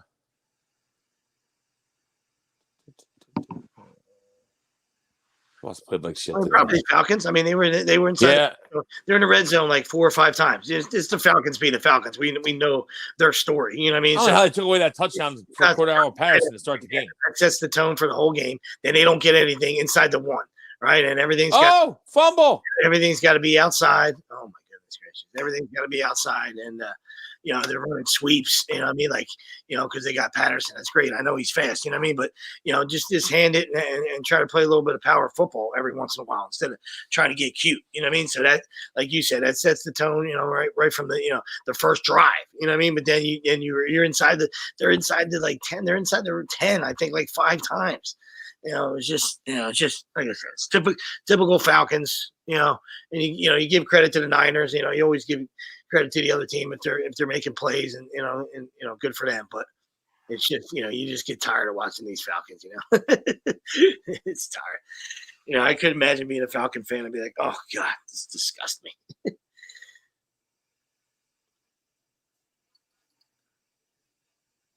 The dude posing in front of Brady right now in 6-0 game. I don't know if I would do that. Yeah. Not sure I'd do that. No. Nope. Face him.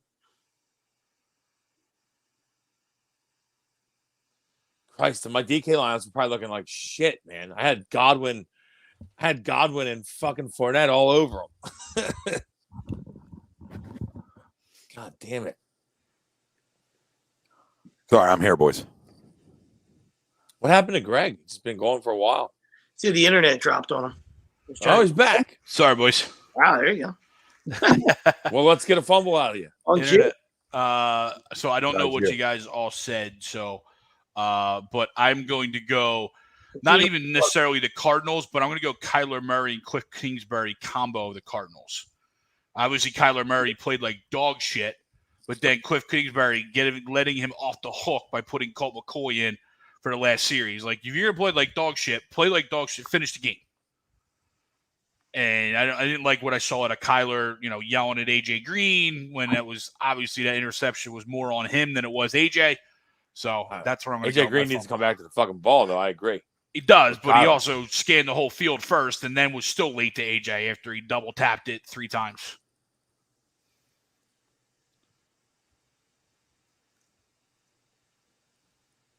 So there's my fumble. Yeah, no, you can give your. No, Greg, you're good. I understand what you're saying, and I love and I like it because I thought the same thing when it happened live. You know what I mean? Like whether like Wilson's right or whether whoever's right, whoever's wrong. You know it was a late throw for sure. It probably would have been picked anyway. Yeah, there's a time and a place for that. Get on the sideline and fucking grab a guy and be a leader and we're having a normal conversation. But I don't even care if you get on the sideline and you're dishing. You guys are going at it, right? You just threw a pick, dude. The dude tumbled and got up and went 40, and you're making hand gestures. AJ Green, the dude went 40, right? Stop being a fucking crumb. Yeah, James Conner ran him down. You could have ran him down, Kyler. Absolutely, 100%, Greg. But as far as finishing the game, like you also are in the playoffs. You don't need to get hurt in something freakish on the last drive, though. You know what I mean? Yeah, no, I hear you. I just I found that to be. You want to face the medicine. You know what I mean? Yeah. If you're going to keep him in there, then you just take 4 knees and make him walk off the field like a guy, with an L hanging around his head. Sounds like Greg had a lot on the Cardinals today. Well, you saw my DraftKings lineup. I did. It's all right. I had a lot of Myles Gaskin. Fucking Duke Johnson Jr. I could have gave him a game ball. Are you fucking kidding me? Where did he come from? Larry. Couldn't believe it. Larry. Like, is Duke Johnson Jr. scoring again? Yep. What is happening? In alignment, too. So 3 times. I saw alignment score. Three times, like inside the 5. Great celebration by alignment, too. What's his name? What was his name? Clyde something? I don't know, but he can get a ball, too. That was Christian phenomenal. Simmons? He did it. Wilkins. Christian Wilkins. He jumped into, he leaped into the stands, and he did the worm. he was 2 for 1. Yeah, Clemson boy. Did a lot out there. Yep. Yes, he did. Good player, too. Yes, he is.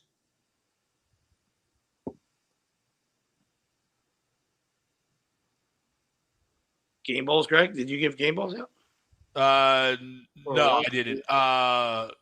My first game ball will go to a Penn State connection for the Detroit Lions. Omarion had that interception that kind of sealed the game, and then Jason Kabinda had that touchdown catch that sealed the game as well. So, Kabinda! I'll go give the Penn State connection for the Detroit Lions a game ball.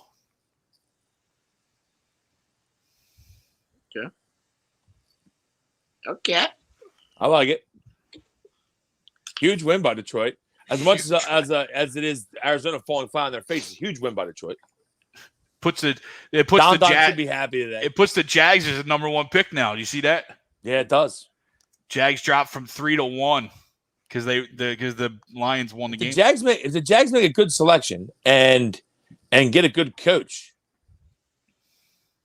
sign a top receiver. I like the Jags because I like the kid that's been hurt all year. I love Etienne. Yeah, I love Travis Etienne. Matt, thank you, brother. Thanks, Matty. Appreciate you. Yeah, Etienne should come back and I think obviously with a different offensive mind, you get the most out of James Robinson, right? Yeah, and you get someone Get someone that's like you can get more out of Trevor. Get someone better than Marvin Jones Jr. as your top threat. No, I mean good piece, but can't be your top threat, right? Yeah, they definitely need some receiving help. I know Chark went down, which hurt them, but they need help. Yeah, and Laviska didn't take that jump, and maybe that's because of Trevor, right? Who knows? I don't know. Laviska looks like I don't know. Well, it's tough to throw it on any of the wide receivers just because Trevor's been bad. I think the coaching was even worse. I completely agree. But I would say I'm surprised they don't use Laviska more like San Fran uses Deebo Samuel. You know what I mean? Because I feel like that's the kind of skill set he has. Deebo. So it surprises me that they don't do more of that kind of stuff with him. I think Deebo's got like 5 straight games with a rushing touchdown. Deebo just out there running all over the place. He's so good, bro. He runs hard, man. I love the way he runs. Which is hard to believe, Brian, because you think Urban Meyer, would have just thought Percy Harvin when he's looking at Laviska. That's kind of the same type of skill set, right? That we're talking about. Like, just get him the ball in space, and obviously he wasn't able to do that. Fucking Ronald Jones is going to end up being a huge play in DraftKings. Mm-hmm. Don't have him at all. Just awesome. Yeah, thought about him. Fucking son of a! I thought about him, but he's probably super cheap, right? Yeah, super cheap. He had 3 carries in the last 2 games. Yeah. I drafted him and dropped him in like week 2. You saw that? I saw the handwriting. Fournette's been getting the ball so much. He fumbled like in week 2, and then we owned him at Doghouse, and Fournette was the man. God, Bruce is red. Wow, this game is very interesting. It's just so tough. This is so typical NFL, right? Yep. Mm-hmm. This is what happens. Well, it smells too good to be. This could be bad for Tampa, though, if those guys are hurt bad. I mean, I assume that Evans isn't hurt bad, and it looked like Godwin was moving pretty well, but I'm sure they're going to get like MRIs done. Hopefully, Fournette's not hurt bad, because if I can sneak out this playoff win, I'm going to need him. I was just gonna. You took the words out of my mouth, Wells. If I hang on, he's been fucking awesome for me. If I hang on, the dude I would play next week has Evans and Godwin. Hey, take a week off, fellas. Take a week off. Take a week off, Jets. Rest up.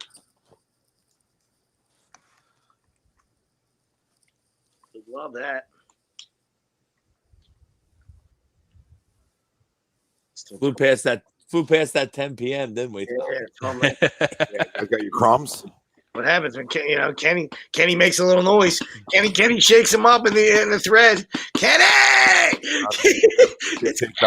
was getting shaked up on my wife later. That's fine. Kenny. We guys got crumb wise. Crumbs? For me, it's that fucking loser Jackson Mahomes. You know what I mean? Kudos to to that restaurant, you know what I mean? And just fuck him and fuck the rest of the Mahomes family. You know what I mean? Like, just, why don't you ride somebody more? Why don't you fucking coattail somebody more? It's one thing to get some perks and get taken care of, and you did so much for me in my life. So, return for a favor to mom and dad. That's great. You know what I mean? But when you let your fucking loser brother fucking leech and he thinks he can go anywhere like he's fucking you. Fuck you, fucking punk. What a fucking punk. It's that new wave of like TikTok famous absolutely. People that are all pieces of shit, probably. Fuck out of here. My brother. And you're fucking nobody, bro. Yeah, and they're like borderline even really famous, right? You know what I mean? Like, yeah, but they somehow make a ridiculous amount of money. It's absurd. Yeah. They got 3 million followers on fucking TikTok. They're all like, their 3 million followers are all, 11 to 19. No, and well done by the restaurant too, like blowing them back up. Like, yep. I love the response by the restaurant. I saw it. Yeah, it was awesome. Great. If there's a few I can go with. I'm gonna go with the Jaguars, and not like firing Urban Meyer. That's fine. Get rid of him, right? But you hired him too. So within like a 7-month process, you found out the guy's an animal, right? So like, first off, you didn't do your due diligence prior then, right? And the other side of it is the players today, right? Like this is an opportunity. You're not playing a good football team. You're playing the Houston Texans. It's an opportunity for you to say, hey, this was the issue, and you all come out and lay an egg, right? Now, that could be distractions because, listen, your coach was fired midweek, but that's a rallying call, right? That's a, hey, woo, you know. I thought they were going to play well today. Yeah, I mean, because they didn't like him. You know what I mean? Normally, like you said, like to your point, Tom, like if it's a guy that's loved, beloved, and this is a railroad job or whatever, then you can see a lay down. You can see a let down, and you can see, a locker room lay down. This dude was hated by his coaches, by his players. I mean, this should have been a get out of jail free card. You know what I mean? We're free. Fuck you, Urban. You know what I mean? And go smash people. So like they talk about running the ball more and all these things they were going to do, and they didn't do anything well against a team that's not good. So, it just says that we all knew this. This wasn't a 1-year fix. When we talked about Urban, we talked about this had to be a 2-3 year process to get to where you want. Well, guess what? They're going to go out and they're going to hire Byron Leftwich, or they're going to hire Doug Peterson, and they're going to go get somebody out there, and somebody's going to run the coach Trevor Lawrence. So you can book that. People are going to be lining up for an opportunity to coach him, and they're obviously going to go more players coach. And if they were smart, then they would go the direction of a Leftwich or Doug. Guys that are players guys too. There's a lot of other guys out there, obviously, and there will be at the end of the year, but they'll butcher that too. They'll butcher that. I mean, they got names right in front of their face that make it easy, right? Like I'll say, like Doug's an easy hire for them. It's an easy hire, and that's just because I'm a Doug guy. It's just an easy hire. It's a fucking absolute easy hire, right? And you're a Doug guy. Well, I'm a Doug guy, but I'm bringing in a guy who won a Super Bowl. No, but you're right. You're right. For well them, documented, not going to kick Josh Lambo. You know what I mean? Like he's not kicking Josh Lambo. Well documented. Greg, not going to kick Josh Lambo. You're absolutely right. A lot of them, maybe too much secretary. Maybe at the end of the day, secretary, he ain't going to kick Josh Lambo. Yeah, there's a lot of terrible head coaches, and he should be unemployed. So I hear you. Whether it's absolutely. Catch the ball. To piggyback on that, Tom, like you look at Darrell Bevell, who obviously wants another head coaching. See, Marcus, thanks, brother. Later, brother. Darrell Bevell's probably his name wants to be a head coaching job, and granted, you wanted this though. You were preparing for this. You knew this was coming, and you laid an egg today. Yeah, and granted, you're going to have a rookie quarterback. There's going to be a lot of eggs laid, but today was a day where you can, prove a point. Well, we've seen Darrell's. You thought they would come out with emotion. They're down 14-3. I know Greg's, 100% what Greg's talking about, but we've seen Darrell's act. Throw the ball from the cut line when you got fucking Marshawn Lynch. And we've seen Darrell Bevell. we know Darrell's MO. Talking about running the ball. Relax, Darrell. You didn't even run the ball. One of the best backs to run the ball with. In the Super Bowl, biggest stage of your life. But now James Robinson's your run the ball guy. Shut the fuck up. And I would want to get the ball in James Robinson's hand. Yeah. Darrell Bevell's not the guy that's going to sell me on. Hey, we're going to run the ball this week a lot. Shut the fuck up, Darrell. And especially, you get all the players' reactions like deuces, see you later, Urban. Like how that aged well for you guys. Well, it just shows you. It's about the groceries too, and how good the dinner's going to be. Yep. Right? You could be the smartest guy in the fucking room. You need some groceries. You need a few good seasonings that fucking make things work. It's not plug and play like college. Everybody's got 5-star recruits on their team at the NFL level. 5-star city. 5-star city. 5-star city. But again, this wasn't a 1-year thing for him. This was something that was going to have to be a process. And obviously, you can just see the way after they lose games how he shakes other coaches' hands. He's a fucking loser. So, I mean, I'm good with whatever happens to him. He should never get a coaching job ever again. But some college will come knocking. I was going to say the only spot would be in college, and right now there's no jobs open. So there will be shortly. Give it a year. A college will definitely come knocking. Give it next year. College will offer him the fucking. And they'll be awesome in 2 years. And they're there's no loyalty. They'll find. I would love Syracuse to hire him. I'm putting it out there right now. Would love it. Love it. Sign me up for Urban every day for the Cuse. Let's go, because I know we'll be good. Let's go. Like $10 million home for Urban in fucking Buffalo. You know what I mean? Whatever he wants. Whatever he wants. All right, get these crumbs out. Sprinkle your crumbs. What else we got? I'm trying to think. I might crumb you two for not prepared on crumbs. Yeah, I will not prepared. I'll go.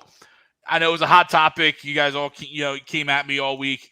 I'm going to go Mr. Deion Sanders in Jackson State laying a nice fat egg against the 6-5 football team in the bowl game that they had. There he goes. There's nothing to do with the other side, but no, just Jackson. Has Florida State in a bowl game? Is Florida State in a bowl game? No. I'm just asking for a friend because I don't know. Are they in a bowl game? No. The fact that you want to stand on this hill, you want to stand on this hill right now about Deion and Florida State. That was all the conversation was, that he would kill recruiting at Florida State. Not day one. That's all I said. Not day one. Day one he would have. Are you fucking look at his sunglasses? Day one the chain. Day one he recruits. Are you kidding me? I don't know about day one. I agree with you now. I agree with you now. Day one, that's the only thing I questioned was day one. That's it. Day one, he walks in your house, you drop your drawers. It's that simple. You know that. Not to the rest. Not to the other 5 stars in the SEC area. That's all. You know what I mean? Like, he's not recruiting the SEC. He's recruiting the ACC. So you're all going after the same guys. I understand that, but you're fucking Deion, Greg, it's Deion. I hear you, but up until then, no one knew if he could coach. He can't. It doesn't matter. He can't coach now, except for this bowl game where he got absolutely smoked. I can't believe this is the hill you're going to stand on. This guy gets a 5-star recruit to shift from Florida State to Jackson State. I don't give a fuck about the money. He still got him to flip. He still flipped him, and you still going to stand on the hill that he wasn't the right hire for Florida State. No. I mean, hindsight 2020, absolutely, right? But I'm just still saying, first year, I don't think he gets this guy to flip. I mean, maybe this guy can just cornerback, right? I mean, again, perfect scenario for this kid, right? Cornerback, let's go get taught up by the best ever. But still, he laid an egg in the game. Jackson State. He goes Jackson State. Did you see him pregame driving around, like dabbing people up in his little scooter? Like a motorized three-wheeler. Yeah, he played South Carolina State. They were look at this guy. They're Jackson State. They were 11-1. You're fucking somebody. You act like that. They were 11-1. They were the best team. 11-1 means nothing. You play nobody. Huh? You act like fucking Bama lost. You act like he's coaching Bama, and they played play nobody, Greg. The way everyone made him out to me, he was Nick Saban. Oh my God, this guy's unbelievable. 11-1 football team. He wants to jab at.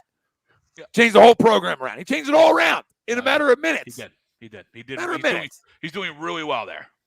But no, it's a tremendous issue, and I never side with Greg. But for the actual game, not for the recruiting. Let's go. Not for the recruiting thing. For the I hear you. That's all. I was going into the game. For the actual game, absolutely. All right. It was distraction central starting on Wednesday, and I love Prime. I wore 21. Prime time.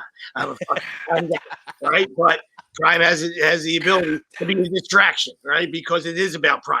See the fucking $1 million necklace? Hey, when you got the money, wear it. That's fine, right? But then don't deny that if you got it, flaunt it. Deny that it's got money. Don't deny that he got paid.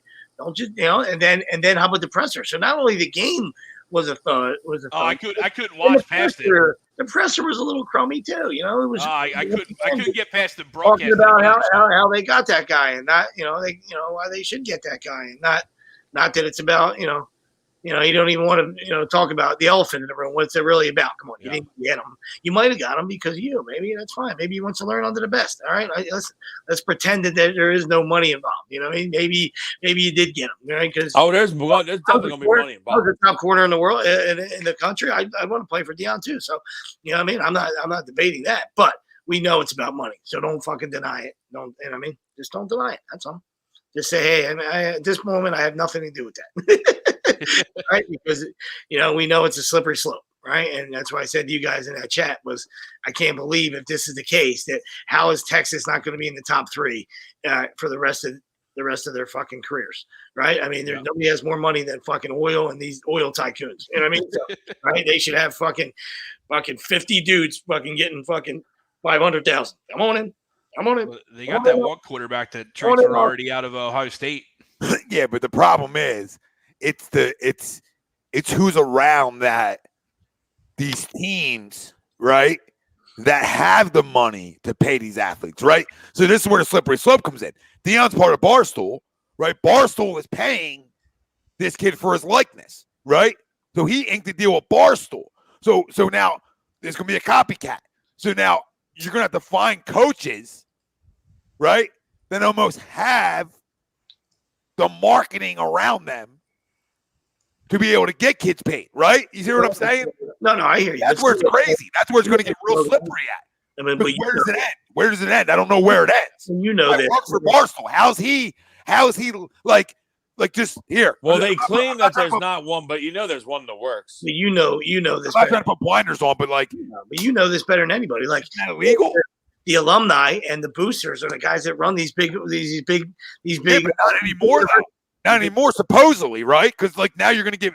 First off, players always got paid something. We know this, right? The sweeps. To your point, like we know that these guys always ran the show. Yeah, the NCAA assholes. Come on, I've seen the program. And now it's going a different direction where your likeness is going to get you paid, right? So how can these schools line up these things to entice you to come? My whole thing is, how are you allowed to work for a company that's then paying that kid money? Yeah. That's where the slippery slope comes in at. Like you not only are head coach Jackson State, you're part of the Barstool crew. And Barstool's paying for his likeness. That to me is where I'm like, whoa. Yeah, definitely some backstreet deals on that one. Yeah, because that opens up now we're open water. You can might be able to do whatever the fuck they want. That's where we're coming to now. So to your point, sweeps, those boosters with a lot of then a Texas oil tycoon could just start his own oil company. Just all right, yeah. I just want you to stand in front of my pay them for their name and likeness. Yeah, stand in front of my billboard. Take all photos for Instagram. Promote my oil company. Here's $5 million a year. So your point, we'll strap them on oil, Derek.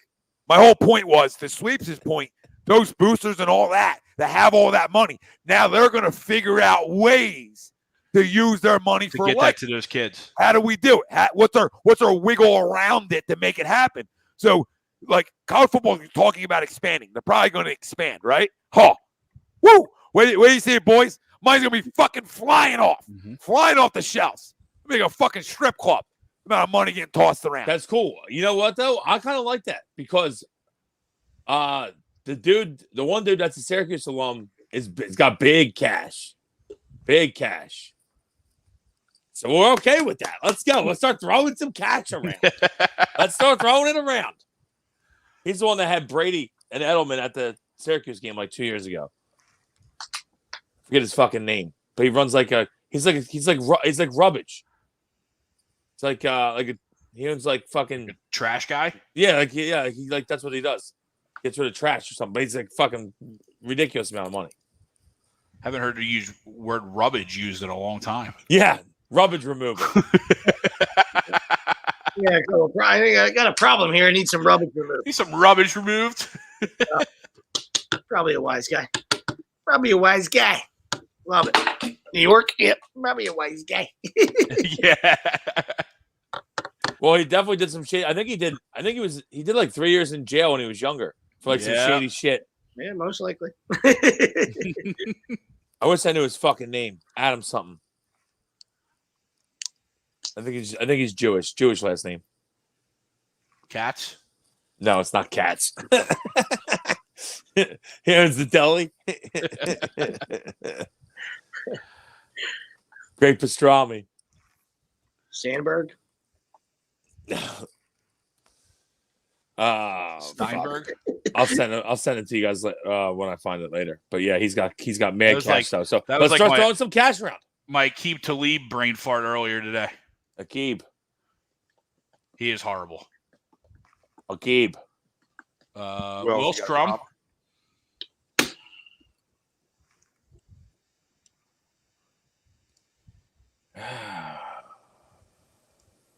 I don't really have one.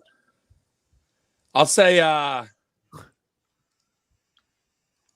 it's honestly, Josh Lambo. I can't believe that fucking story. Full circle. I can't believe that fucking story. I don't believe it either, Wells. I can't believe that fucking story, and the fact that he came out, he's like, he kicked me at 50%. Shut the fuck up. Shut the fuck. He's putting a percentage on his kick. Shut the fuck up, you pussy. You sound like more of a pussy than I already expected you to be, you kicker pussy. Josh fucking Lambo. Listen, Urban Meyer deserved to be fired strictly for how he coached that team. I don't care about him kicking Josh fucking Lambo. Yeah, I do have a hard time believing that one. What I do like, I like you're a grown man. There's plenty of jobs. Like, you don't fucking go grab him by the fucking throat. Like, you know what I mean? I don't care if you're pint size. I don't care if you're a kicker or not. Like, you fucking go grab him. Like, to Will's point. Like, I mean, if you're just like, oh man, that's my head coach, and it's just gonna let him punt me. Oh my god. I did like the meme that followed. They put Justin Fields at a press conference, and he was like, the other day in practice, Matt Nagy came by and kicked me.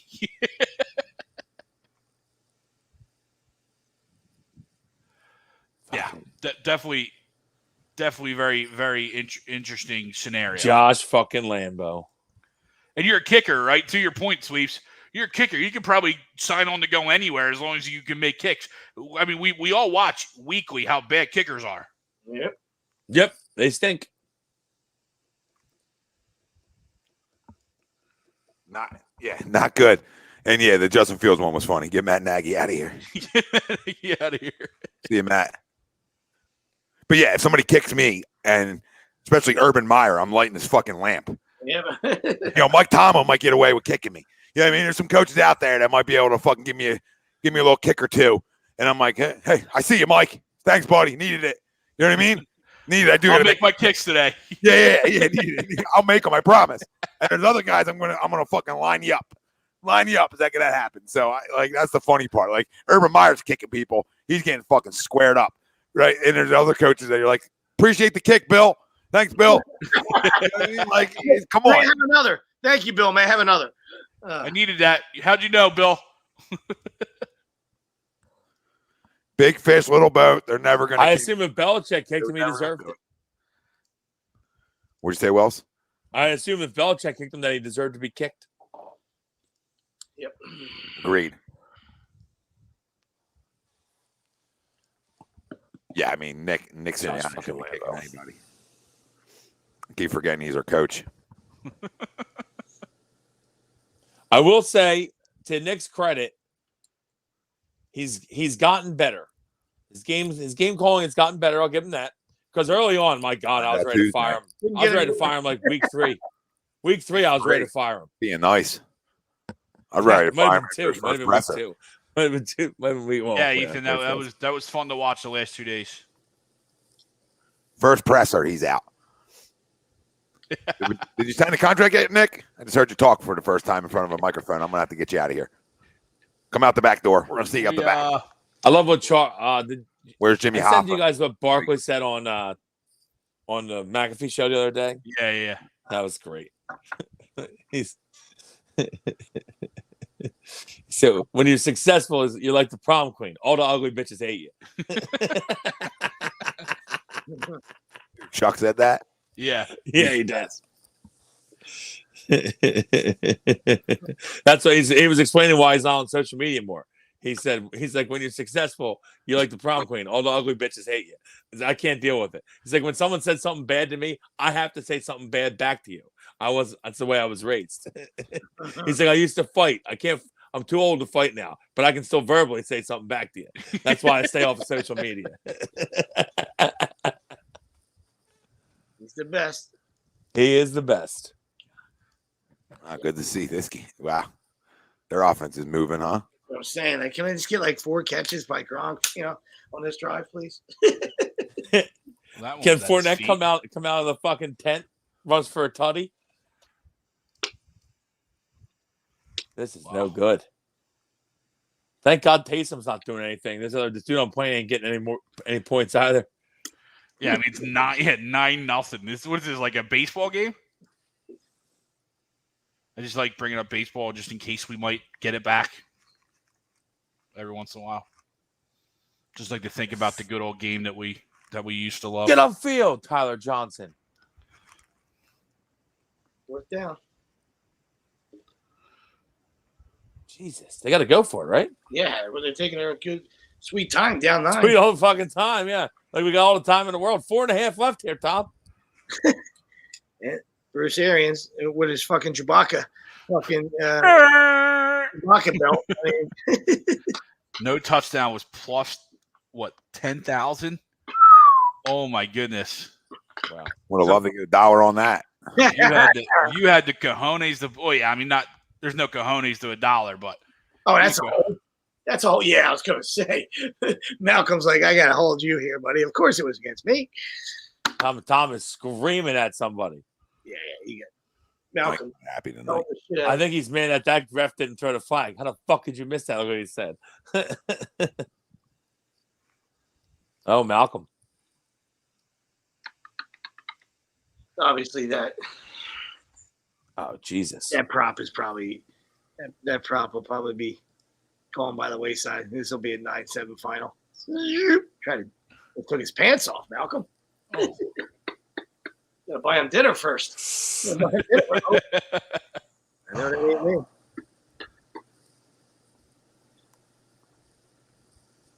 All right, boys. Great show like always. Yeah, good stuff, boys. Thanks, everybody, for sticking with us. Whoever's Yeah, still with us. appreciate you all. Appreciate you all. Get ready for Let's get a win on Tuesday. I'm feeling good about it. I really do. Tuesday night. Everybody. Tuesday night under the lights. Let's go, baby. We thank you guys all for Me and Will will not be on, so we'll wish you a little Merry Christmas. Be safe and enjoy it. Yeah, true. I won't be on before Christmas, so Merry Christmas, everyone. Hope you get some good shit. Oh, what a catch! Oh, wow. That was and a sick. flag. Family, hit your like, hit your subscribe, hit your share button. Appreciate you all tuning in, commenting in.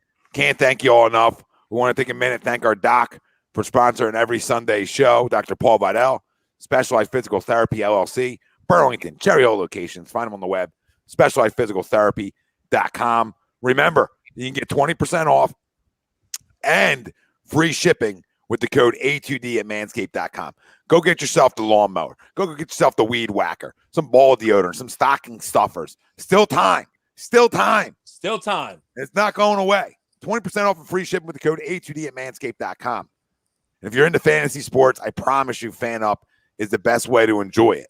Daily NFL contests and more, right? Crossover contests between the NBA and NFL. That's really freaking neat to do. And you win great prizes, pay you immediately, and you can use promo code A2D for 5,000 bonus points, $50 value. FanUp.app right on the Apple Store, baby. Go download them. Go check it out. I promise you guys. I love the app, and you can challenge your friends to any bets you want too, which is cool. So it's a really neat app. I love what they're doing. Good ball, Tom.